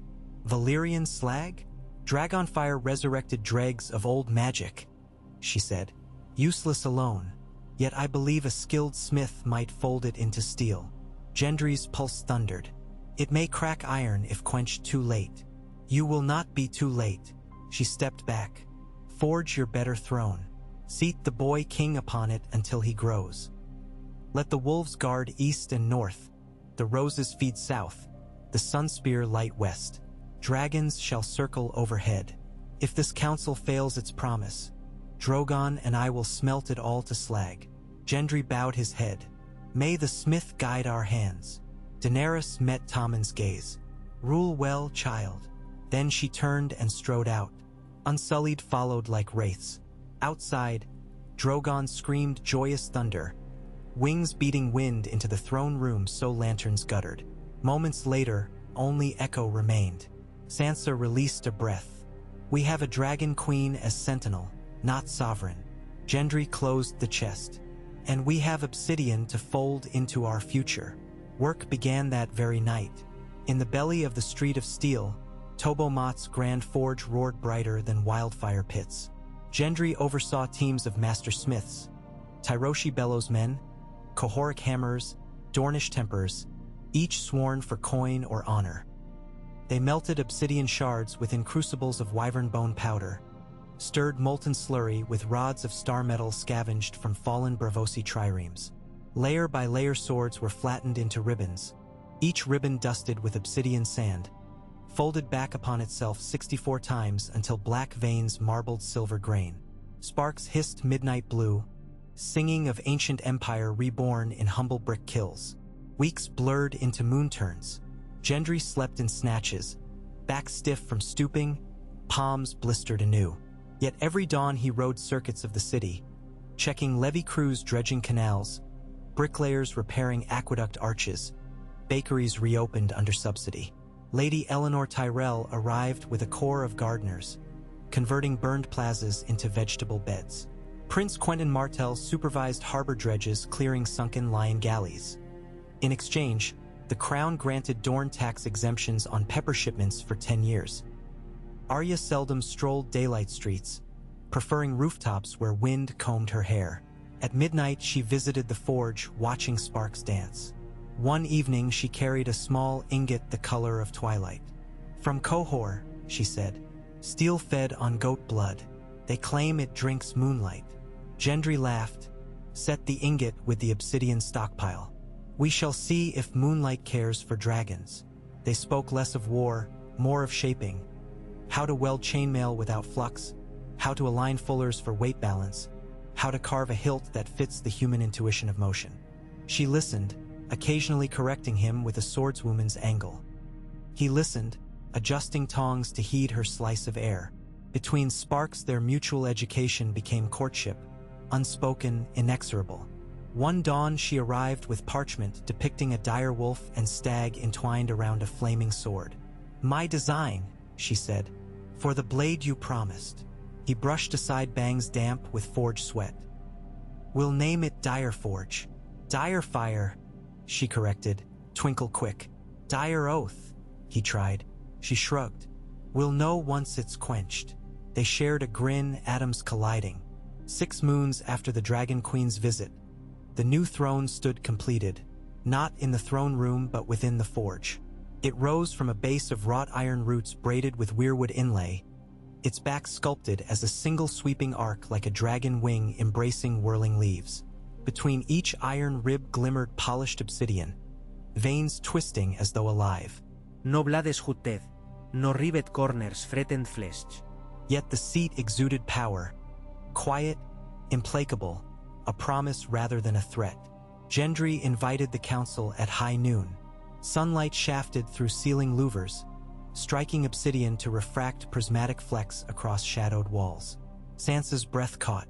Beauty that humbles. Brienne touched an armrest. Edges filed smooth. Tobo Mott brushed tears from beard. "I have waited all my years to witness such craft." Jon circled, lips pursed. "It will bear weight?" Gendry sat. Metal whispered but did not quake. He stood again and bowed to Tommen. The boy approached, 12 winters now, though worry lines aged him. He rested tentative hand upon armrest, swallowed, then seated himself. The throne accepted him as river accepts pebble. A hush fell. Gendry knelt, presented a short sword with stagwolf pommel. Dire Oath forged with moonsteel and obsidian. Tommen grasped it, blade chiming against scabbard. "I will bear this as ward and witness both." Sansa signaled pages who wheeled the throne on a hidden track down torchlit tunnels, up the great ramp into the throne room. There they placed it upon a raised platform of black marble quarried from dragonstone, a deliberate echo of Targaryen legacy without surrendering to it.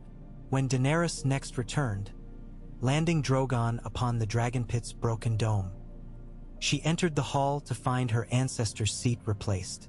Instead of fury, a soft wonder touched her gaze. She reached and traced obsidian seams. "It holds sky in stone, and earth in iron," Gendry said. She regarded Tommen.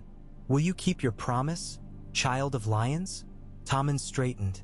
"I will keep the realm, with help of stags, wolves, and dragons." Daenerys nodded once.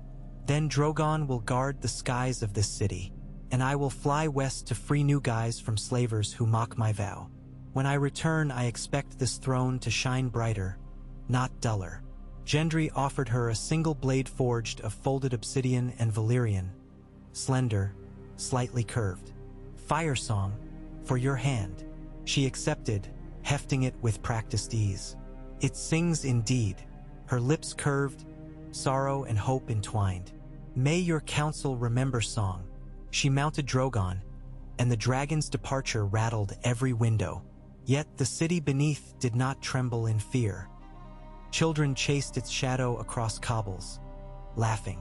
Winter seeped south regardless of politics.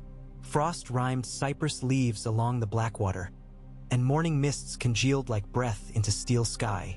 Grain levies from the Reach met Dorne's pepper barges at the harbor piers, now overseen by Davos with ledger in hand. He smiled more lines into his weather-cut cheeks than ever before. Honest books, honest coin, a realm afloat upon traded abundance rather than pillage. North of the Trident, Ironborn raids faltered beneath combined Martell galleys and northern longships built at White Harbor. Lord Wyman Manderley sent sweet meat pies stuffed not with lying phrase but with tender boar, spiced and crusted with pastry stags.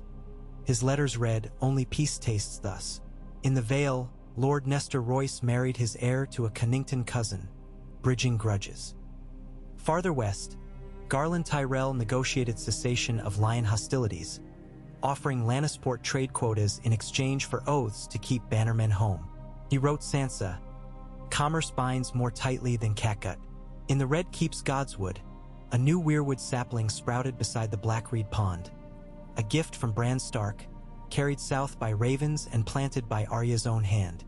Its bark gleamed ghost-white in moonlight, red leaves unfurling like fresh wounds that promised healing instead of hurt. On the night of the first frost, Gendry finally presented the sword they christened Direforge. Its fuller shimmered translucent. Under lanterns the blade seemed to breathe. He led Arya to the tower of the hand balcony, wind cutting but stars bright. Below, the city lights glimmered in constellations of hearth and forge. He knelt, offered the sword across palms. "A weapon for the wolf who guards the forge." She accepted, fingertips brushing his knuckles. "And what guards the wolf?" He rose, drew a second blade from his belt, its twin shorter by a handspan. He sheathed it at her hip. "The stag's heart." She smiled, eyes bright as frost. "When I roam, this will sing me home." He shifted closer, breath pluming between them. "Roam long." "Not tonight," she said. They kissed, gentle as Smith's first tap on molten steel, firm as the finishing strike. Stars wheeled unheard. Spring tiptoed within winter's skirts. Wildflowers pushed through ashes outside the city walls. Small folk planted vegetable rows beside brick kilns. A festival of rebirth crowned the first full moon. Puppeteers reenacted the day the new throne rolled in. Bakers sold stag-shaped cakes dusted with sugar. Blacksmiths gave out nail-head charms hammered from leftover obsidian, said to ward deceit. Gendry wandered the crowd in plain jerkin, Arya dogging his steps. Children tugged his sleeves for copper tokens minted with the smith's hammer on one face, direwolf and stag entwined on the other. Currency Davos had commissioned to replace Lannister gold lions. Gendry flipped coins into eager palms. One red-haired girl asked if the big man would beat her father's plowshare into a mirror. His mother laughed, wiping flour from brow, saying mirrors come after harvest. Toward dusk, they climbed Aegon's high hill. The Red Keep's new banner fluttered overhead. Blackfield quartered by Silver Diagonal. Upper Canton Boar crowned stag, Lower Boar leaping direwolf. Opposite quarters displayed a sun and spear and a golden rose. Above all, a red three-headed dragon sword, unseen yet ever-present. Unity stitched in cloth. Gendry paused before the tower door. "I never thanked you," he said. "For what?" "For teaching a hammer to see past iron." Arya's lips curved. "And I never thanked you for showing a blade patience." They entered the council chamber. Sansa sat at the oblong table, quill poised above parchment outlining harvest tithes. Jon leaned over her shoulder offering scribbled corrections. Davos counted gemstones newly arrived from Sunspear. Brienne polished Oathkeeper's pommel while listening to Penrose recite shipping timetables. Tobo Mott sipped mead, wistfully eyeing Gendry's sooty hands. No one glanced up twice at the pair. Their presence belonged, as smoke belongs above forge. Gendry took his seat, Arya perched on bench behind. Candlelight glinted off dire forge leaning against wall. Sansa cleared her throat. Next agenda, outreach to the Citadel regarding Maester allocation. Lord Gendry, you wish to propose something? He nodded, spreading a blueprint drawn by Henley. A school of craft beside the dragon pit, open to any child with calloused palms and bright eyes. The realm's strength lies not in crowns but in hands, he said. Let's teach them to shape more than war. Silence followed, contemplative. Jon smiled slow. Davos tapped table, approving. Brienne's eyes softened. Penrose muttered about budgets, then shrugged. Sansa dipped quill, noting in firm strokes. Approved. Outside, bells rang vespers. Inside, a council of wolves, stags, roses, sunspears, and unseen dragons forged the dawn word by deliberate word. And those storms would return. As all storms do, the world at that moment turned upon an anvil of shared purpose, sparks rising toward rafters like scattered stars, illuminating the faces of those who chose to shape rather than shatter. Gendry felt the hum of molten possibility, a vibration familiar as heartbeat. He glanced back, Arya watching him, eyes brie. GHT. The hammer within his chest struck once, twice, echoing through bone and hall alike, each beat promising that dynasties, like steel, are not born whole. They are forged, folded, and tempered by fire, struck again and again until dreams hold edge enough to cleave despair. And so the forging continued, beneath banners newly stitched, beneath dragons still circling, beneath seasons turning, until the clang of hammers became the music of a realm reborn, and the memory of blades angled for backs faded like so much slag ground into cobblestones trod now by free men and women unafraid to lift their gaze toward sunrise. Night settled over King's Landing like velvet dipped in ink, mutes in alleyways snuffing their lanterns one by one until the avenues glimmered with only the scattered glow of hearth fires and the steady orange eyes of forge kills that Gendry insisted must never truly sleep. Somewhere below the red keep a street fiddler coaxed a low, mournful tune from Catgut, and in the brief lulls between bow strokes the city seemed to hold its breath, waiting to learn whether the dawn would rise on laughter or swords. It rose on neither. It rose on thunder. The first concussion jarred Gendry from a dream of silver sparks and a wolf's smile. He rolled from the pallet bed in Arya's small tower chamber, bare feet slapping cold stone. Another blast shuddered through the walls, rattling the shutters until they banged open and flung pale pre-dawn light across the tangled blankets. Arya was already at the arrow slit, hair loose, eyes squinting into distance. From the bay below, a twisting plume of fire licked the sky, orange edged with a sickly green that could only be wildfire. She turned, nostrils flaring. Greyjoys. Gendry tugged on breeches, threw his half-buckled breastplate over a linen shirt. I thought Euron's fleet rotted off fair, once Quentin's galleys cut his line. Something survived. She buckled her sword belt, slipped dire forge across her back in a diagonal sheath. Or something rose from it.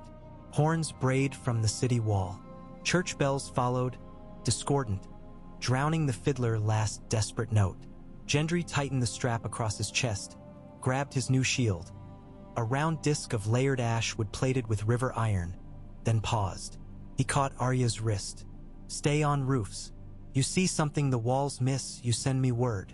She kissed his cheek, quick as a sparrow lighting on a branch. I'll bring you a kraken's eye, and I'll mount its beak on the forge door. They parted at the landing. She up, he down. Footsteps echoing in opposite directions. Twin halves of a promise neither would name. The courtyard beneath the red keep churned with armored men shaking sleep from bones.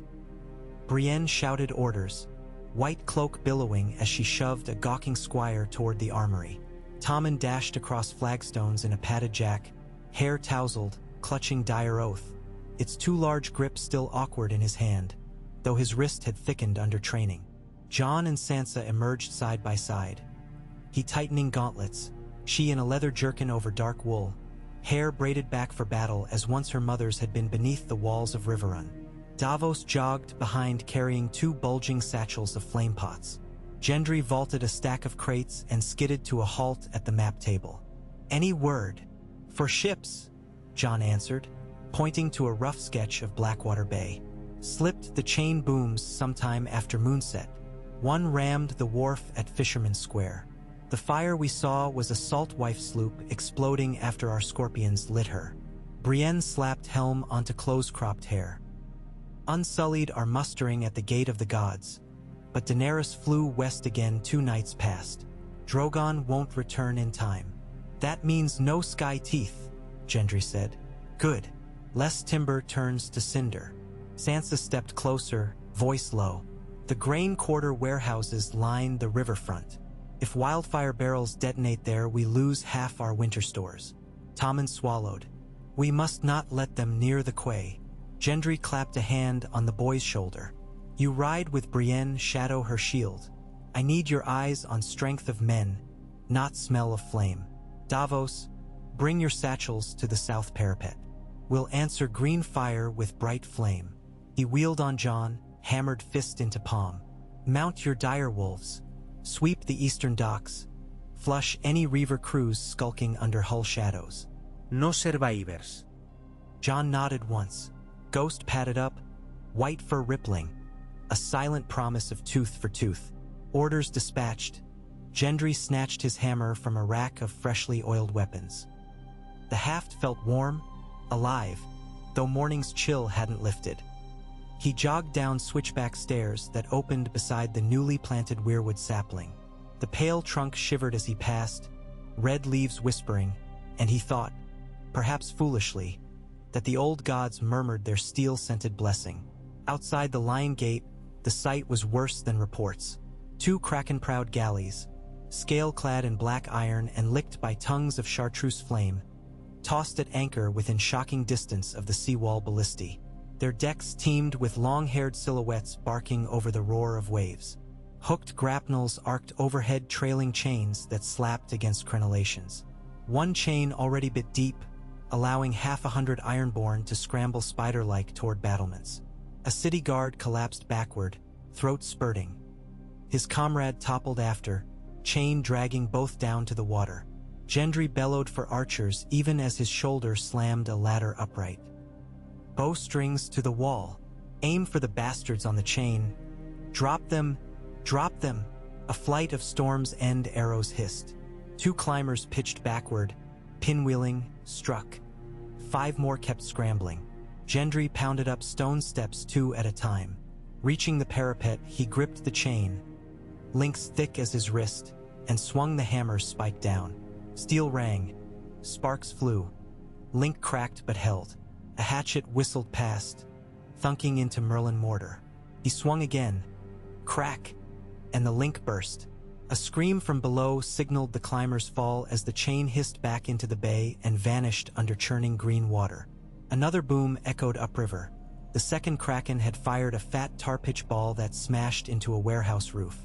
Flame exploded, belching oily smoke. Gendry cursed.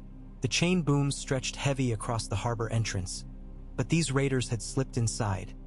Now every second they floated their risked new incendiaries raining onto vital stores. Brienne galloped up the quay, Tommen clinging behind. Oathkeeper flashed as she lopped a grapnel line midair. "We need more water wagons," she shouted. "No time," Gendry rasped. "We knocked them out of range." He scanned the wall for scorpions, but most were still misaligned from Lannister repairs half a moon back. Re-rigging them would waste minutes. His gaze flicked inland, where the skeleton of the old chain tower still rose. The chain that had once barred Stannis' doom still slumbered inside a yawning channel down the riverbed. But its great winch drums had been repurposed months earlier, fitted with lengths of new star steel mesh and 3-ton counterweights forged under his own scheme. A harbor defense net waiting for a test. He slung shield, charged for the tower. 2 harbor guards, startled, snapped salutes. He ordered them to spin the drums. Weights groaned, cables creaked, and with a lurch the mesh unfurled beneath the waterline, shimmering like a silver serpent. One guard gaped. "Lord, that net can foul our own hulls. That's tomorrow's worry." He yanked the release lever. Counterweights plummeted inside stone shafts, dragging the glinting steel curtain up behind the iron-borne ships. The currents seized it, pulling taut across the channel like a garrote. The nearer Kraken's rudder snagged first. Metal screamed as its helm twisted. Gendry watched the prow yaw sideways, listing. On deck, men shouted in fear and fury, scrambling to cut the invisible snare. A thunderous snap. The farther galley's mast toppled, sails tangling braces, as the net jerked it sideways into the shallow sandbank. Oars snapped like twigs. Reavers pitched over rails. A cheer erupted along the wall. Gendry signaled archers. Flaming arrows now torched the sails. A storm of fire-tipped shafts arced. Canvas caught.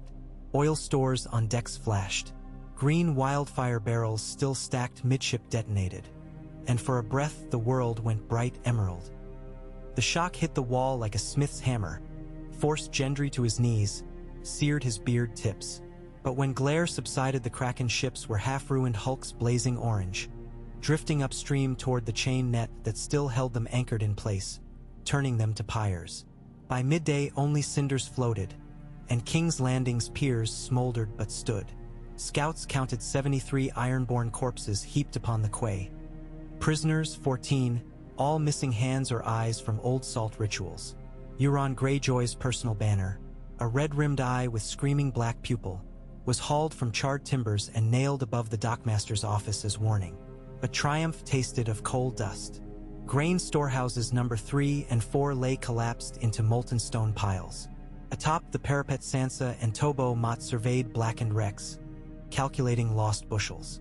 Davos paced, muttering about rationing. Gendry, still sweating soot, approached. "We lost perhaps a tenth of supply," Sansa said, calm but pale. "Enough to tighten belts if winter drags." Gendry exhaled. "We'll extend forage radius to Rose Road villages. Stormlanders grow root crop in winter fields. Martells sent a new convoy by yesterday. We'll make up ground." Tobo Mott frowned. "The forge masters will need grain as pay. Then we triple plowshares before spring," Gendry countered. "Steel for seed." That evening Jon gathered his riders returning from the eastern docks. "We found no raiders here," he said, "but 3 empty skiffs drifted ashore, nets cut. Someone ferried the Kraken troops through the chain gaps." Sansa mouth tightened. "Saboteurs inside the city. Likely Selsales who professed loyalty after the throne changed," Davos guessed. "Coin buys treachery quick." Gendry's eyes hardened. "Not just Selsales. Someone opened the booms for them." Brienne nodded. "I'll speak to the city watch captains. Interrogate the harbor masters one by one." "Do it quiet," Sansa urged. "Spread panic and we feed the next plot." Arya emerged from shadows at Hall's edge, a burlap sack dangling. She appended it onto the map table. 5 severed fingers, each tattooed with Kraken suckers. "Found these on a wharf foreman," she said. "He tried to run after the first blast. Not running anymore." Davos looked away, knuckles white. Tommen gagged but held composure, wiping mouth with sleeve. Penrose muttered a prayer to the mother for lost souls. Perhaps for the foreman, perhaps for Arya's sharpening edges. Gendry set a hand atop the grisly pile. "Fear keeps tongues silent. Dread opens them. But if we hand dread a sword, we may cut out our own heart." He gently pushed the fingers back into the sack. "Bury them. We'll put eyes on every harbor gate instead. And we'll tell the people we caught the traitor before he struck." Arya arched brow. "A lie. A shield," he said. She didn't contest, only tied the sack and left. Over the next fortnight, new threats flickered on the horizon like forked lightning. Ravens arrived from Old Town. Archmaester Valen, a staunch Tarly partisan, condemned the Regency Compact as heresy against divine kingship. He urged Reach armies still loyal to House Tyrell's cautious regency to march on King's Landing and restore proper blood. Garland penned a firm reply while dispatching Maester Walgrave south with grandmotherly biscuits and a crate of dusk roses. Sugar for barbs, he claimed, always dulled thorns. From the Vale came rumors of Littlefinger's lingering agents stirring dissent among mountain clans. promising gold for raiding caravans bound for the capital. Arya rode covert along the high road, sliding through moonlit passes, and returned with a satchel of scribbled notes. Bribes, names, maps of goat paths. She laid them before the council. Sansa recognized Baelish's coded sigils, an echo of the snake once coiled round her adolescence. She ordered ravens to Nestor Royce, who dispatched knights into the mountains of the moon, stamping petty insurgency before it sparked. All the while Gendry smelted. In the Street of Steel, his grand forge, dubbed the heart of the hammer by apprentices, echoed day and night. The first order after the throne was chainmail for the harbor watch, doubly riveted rings each half-coated in black lacquer so they blended into shadow. Next came padded winter helms for Northmen now garrisoned south, boiled leather lined with soft hair fur, lighter than steel yet warm. Then frame and board plows for Stormlander farmers, their leading edges capped with star steel for longevity. The city came to know a new mantra: war builds what peace consumes, peace shapes the next war, but the forge serves both. He slept rarely, often on a cot by the cooling trough, but exhaustion never dulled the satisfaction of watching raw or transform under disciplined fire. Each finished piece felt a step toward a dynasty not measured in bloodline but in crafted necessity. When Arya drifted in to count new arrowheads for her rooftop rangers, she sometimes found him staring at a glowing blade, lost to memory of the first horseshoe he'd hammered in Tobos King's landing stall, a boy ignorant of names bigger than hunger. She would shake his shoulders, tease that he was a king dreaming with eyes open. He'd laugh, forge soot dusting her cheeks, and they'd share a crust of bread in silence, content. Late winter sharpened into fangs. One morning, dawn's red fingers unveiled an ominous sail upon the eastern horizon. Black banner quartered by a golden tri-spiral, sigil of the Lyseni Free Admiral Kalako Kandrios. By midday, glass eyes atop the newly erected watchtower confirmed a convoy of 13 stout warcogs trailing 50-odd merchant hulks. They anchored beyond Scorpion Range, but their message rode the wind like carrion. Lys had come to collect debts. In the council chamber, Tobo Mott read aloud a Lyseni letter flamboyant with purple ink and arrogance.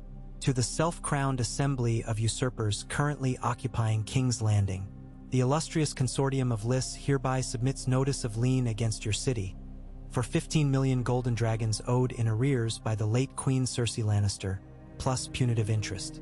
Failure to deliver said sum within 7 days will authorize our consortium to seize assets equal to the outstanding amount, including but not limited to royal jewels, religious relics, and persons of noble birth suitable for indentured contract accordance with Lyseni maritime law. Signed in excellence, Admiral Kalako Kandrios, voice of the consortium, bearer of the golden whip. Sansa folded arms. They want hostages, Penrose spat, and treasure we no longer hold. Davos stroked salt-flecked beard. If we refuse, they mean to blockade the gullet, strangle trade. Jon's dark eyes burned. We can fight them. Northman longbows outrange Lyseni crossbows. A dragon's pass will scatter cogs like driftwood.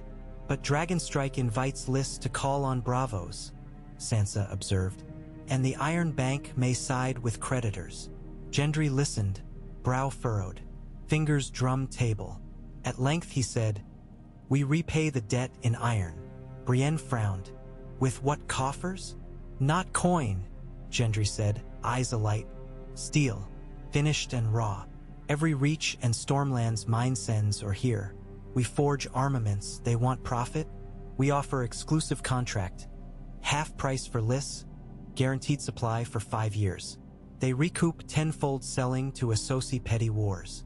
Penrose snorted. "Arm our enemies? Arm their enemies' enemies," Davos corrected, the smuggler in him seeing angles. Lys sells to Myr, quarrels with Pentos, fights Tyrosh. None threaten Westeros directly. Sansa met Gendry's gaze. "You gamble trade against tribute. It's what a forge does," he said. "Turns threat into opportunity." After debate tighter than armor straps, the council agreed. They drafted terms swifter than scribes could sharpen quills. 20,000 breastplates, 30,000 spearheads, 5,000 composite bows, each quarter delivered by Moon's turn. In exchange, Lys lifted siege and cancelled debt upon first shipment. The signet of the hammer sealed parchment. Gendry rode a cutter out to the flagship alone, hammer laid across knees. The Lyseni admiral, silk-robed, perfumed, laughed when presented the contract. But the laugh dwindled when Gendry set a freshly forged dagger on railing. Obsidian core edged in star steel, as light as a quill yet singing with potential. First sample, Gendry said. Only Westeros produces this alloy, and only we hold the recipe. Sign or sail home empty. Kalako ran jeweled fingers along the blade, eyes wide. He signed. The fleet departed within the hour, merchant hulks now bearing sealed crates of sample hardware and Lyseni hostages turned eager partners. Trade winds filled sails, but Gendry's vision filled horizons. The heart of the hammer outproducing Esso's smithies, throngs of journeymen arriving to apprentice under new guild charters, a realm richer in metal than gold. Yet metal lured predators. One late evening Brienne burst into the forge yard, helm dented, cloak torn. "Assassins in the tunnels," she gasped. Someone breached the crypt stairs. Gendry, anvil hammer still hot, snatched it barehanded and sprinted after her down midnighter corridors. They burst into a half-finished corridor excavated beneath the keep, part of the new catacomb network designed for drainage. 3 shapes skulked ahead, slender, cloaked, moving with feline grace. Arya dueled 2 alone, Direforge flashing silver shadows. The third, a tall figure with forked beard dyed crimson, held a vial of pale green ichor fizzing under cork. Wildfire, Gendry roared. The man spun, flung the vial. Instinct swung his hammer head. Glass shattered mid-arc. Green flame burst, licking the ceiling harmlessly high. Heat singed eyebrows. Arya impaled one assassin through kidneys, ducked, pivoted. Her blade and Gendry's hammer converged on the last. Blood spurted, then stillness. Bodies sprawled amid sulfur scent. Brienne exhaled. "Who?" Arya wiped blade on cloak. She sells red kisses. Lyseni night blossom toxin on daggers. She crouched, yanked a ring from a finger. Stylized lion's head. Someone pays well to kill this council. Sansa arrived with lantern, shock quickly masked by poise. Proof of conspiracy will help sway uncertain lords. Gendry breathed out, looked at Arya, her shoulder bleeding. He tore a strip of his shirt, bound it amid throbbing forge callus. She hissed, then smiled crooked. "Missed my heart." "Impossible," he murmured. She smirked, but depth in her eyes said she understood.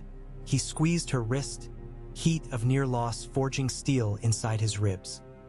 Spring equinox came early, blossoms sprouting between cobblestones where last year blood dried. The festival of forging, declared fortnight prior, filled the street of steel with processions. Apprentices marched behind banners shaped like anvils. Minstrels sang of the boy who rose from flea bottom soot to hammer kingships into thrones of mercy. Gendry stood on a newly erected dais outside Heart of the Hammer, sweat darkening linen, listening with polite discomfort as poets oversold his heroism. Beside him Arya fidgeted ITC. Hing to slip away to rooftops. Sansa took the podium. Her speech, serene yet fierce, framed Gendry's forging as metaphor for unity. Metal folded upon metal becomes stronger than single ore. So too are kingdoms, welded by storms and winters alike. The crowd roared. Tommen beamed, now 13, voice newly cracked but steady, reciting a vow to guard Smith's guild rights. Jon raised a mug of mulled cider, ghost of a smile ghosting his winter beard. When dusk washed the city in pastel lavender, Gendry retreated to the private rooftop where he and Arya sometimes dined on leftover soldiers' stew. Tonight she sprawled upon a quilt, Direforge across knees, watching the first stars prick sky. He joined her, joints throbbing from dancing forced on him by eager blacksmith's daughters. "You danced," she teased, nudging with bare toe. "Was dragged. Still danced. Robert's blood after all." He grinned, laced his fingers with hers. Silence stretched into comfortable hush broken only by distant revel drums. At last he cleared throat. I sent ravens to Storm's End this morning. Henley's forging the hall of school's foundation. I also asked Lord Penrose to request a septon. Her brows lifted. To bless the school? To bless a wedding, he said softly. She studied him, unblinking, gray eyes catching starlight. He felt his heart trip like hammer on slippery anvil. Then she leaned, pressing forehead to his. Blades pair best in matched sheaths, she whispered. Heat flared behind his ribs. So you'll forge together, she said, and kissed him. The city's bells tolled midnight as they sat wrapped in cloak, watching fireworks. Alchemical flares launched from the Pyromancer's Guild, blooming red, then orange, then emerald in arcs over the bay. Charmed sparks drifted like meteors between towers, dissolving before roofs. For once, wildfire blossomed without burning. The wedding took place inside Storm's End's ancient gods wood 3 moons later, beneath gale-shorn oaks whose roots gnawed cliffstone. Arya wore a simple gray gown cinched with a braided wolf-stag belt. Gendry, a black tunic adorned only by a small silver hammer pin at throat. The wind tried to tear their words away, but Brienne, officiant of both the Seven and the old gods by rights of her father's broken oath, spoke louder than whined, vows hammered like rivets. Sansa served as lady witness, smiling gentle. Jon as sword-bearer offered Direforge, laid across their joined palms. Tommen scattered hammered nail tokens for Stormlander children to gather, laughter rolling up the cliffs like surf.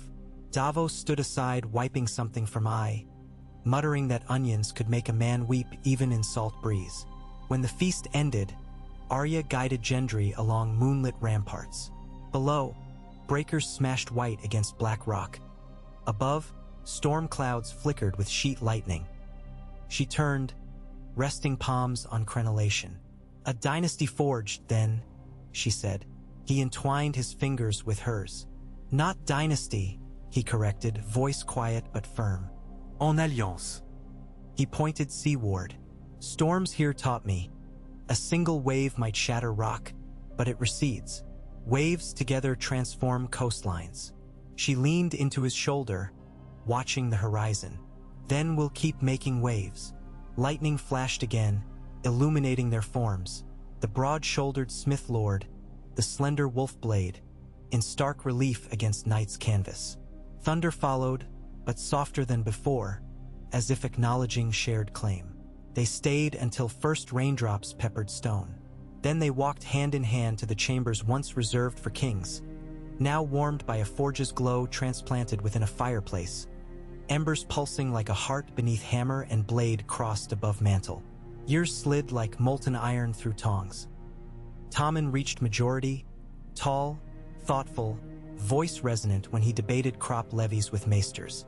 At 19, he abdicated the narrower title King of the Undulls, instead accepting the council's elected post High Steward of the Dragon Throne, first among equals, not master of them. Daenerys returned once more, landing Drogon upon Storm's End's windswept yard to witness a realm not just alive but evolving beyond ancient ruts. She flew north after 1 moon, leaving behind 3 dragon eggs, each as pale as winter sunrise, gifts for scholars hoping to unravel secrets of controlled flame. The heart of the hammer birthed new wonders, water-powered trip hammers crushing or piston bellows fed by windmills, long-barreled siege culverins throwing stones farther than trebuchets. Gendry often stepped back, awed, sweeping steel chips from gray-flecked beard, whispering thanks to the child in him who once dreamed only of a quill of copper coins. Arya founded the Shadow School above the smithy roofs, training orphans in rooftopper's arts. Silent movement, precise aim, code of protective shadows. She traveled far, north to Bear Island repelling slaver raiders, east to Pentos tracking Lyseni slavers who violated contracts, west to the Stepstones where she rescued Quentin Martell's sister from ransom pirates. But she always returned to Storm's End, to evenings by the hearth where Direforge hung above mantle and Gendry whittled small wooden stags for the children they never had but found anyway. Street urchins adopted into forge apprenticeships, given names as bright as new steel. One autumn, a courier galloped with news that the Citadel had opened a Collegium Metallum in Old Town, inviting masters from Storm's End to lecture on starsteel forging. Gendry laughed until tears cut soot lines on cheeks, then kissed Arya at the harbor as she boarded a ship to accompany the first cohort. She would lecture on blade balance, he teased, and maybe show archmesters how to climb rafters unseen. When she returned months later, winter had blanketed the Stormlands in rare snow. She found Gendry on the parapet, gray in beard but eyes still storm blue, hammer across shoulders surveying white-capped waves. She told him the maesters had chosen a new symbol for their forging discipline, a wolf embracing a stag above a crossed hammer and needle.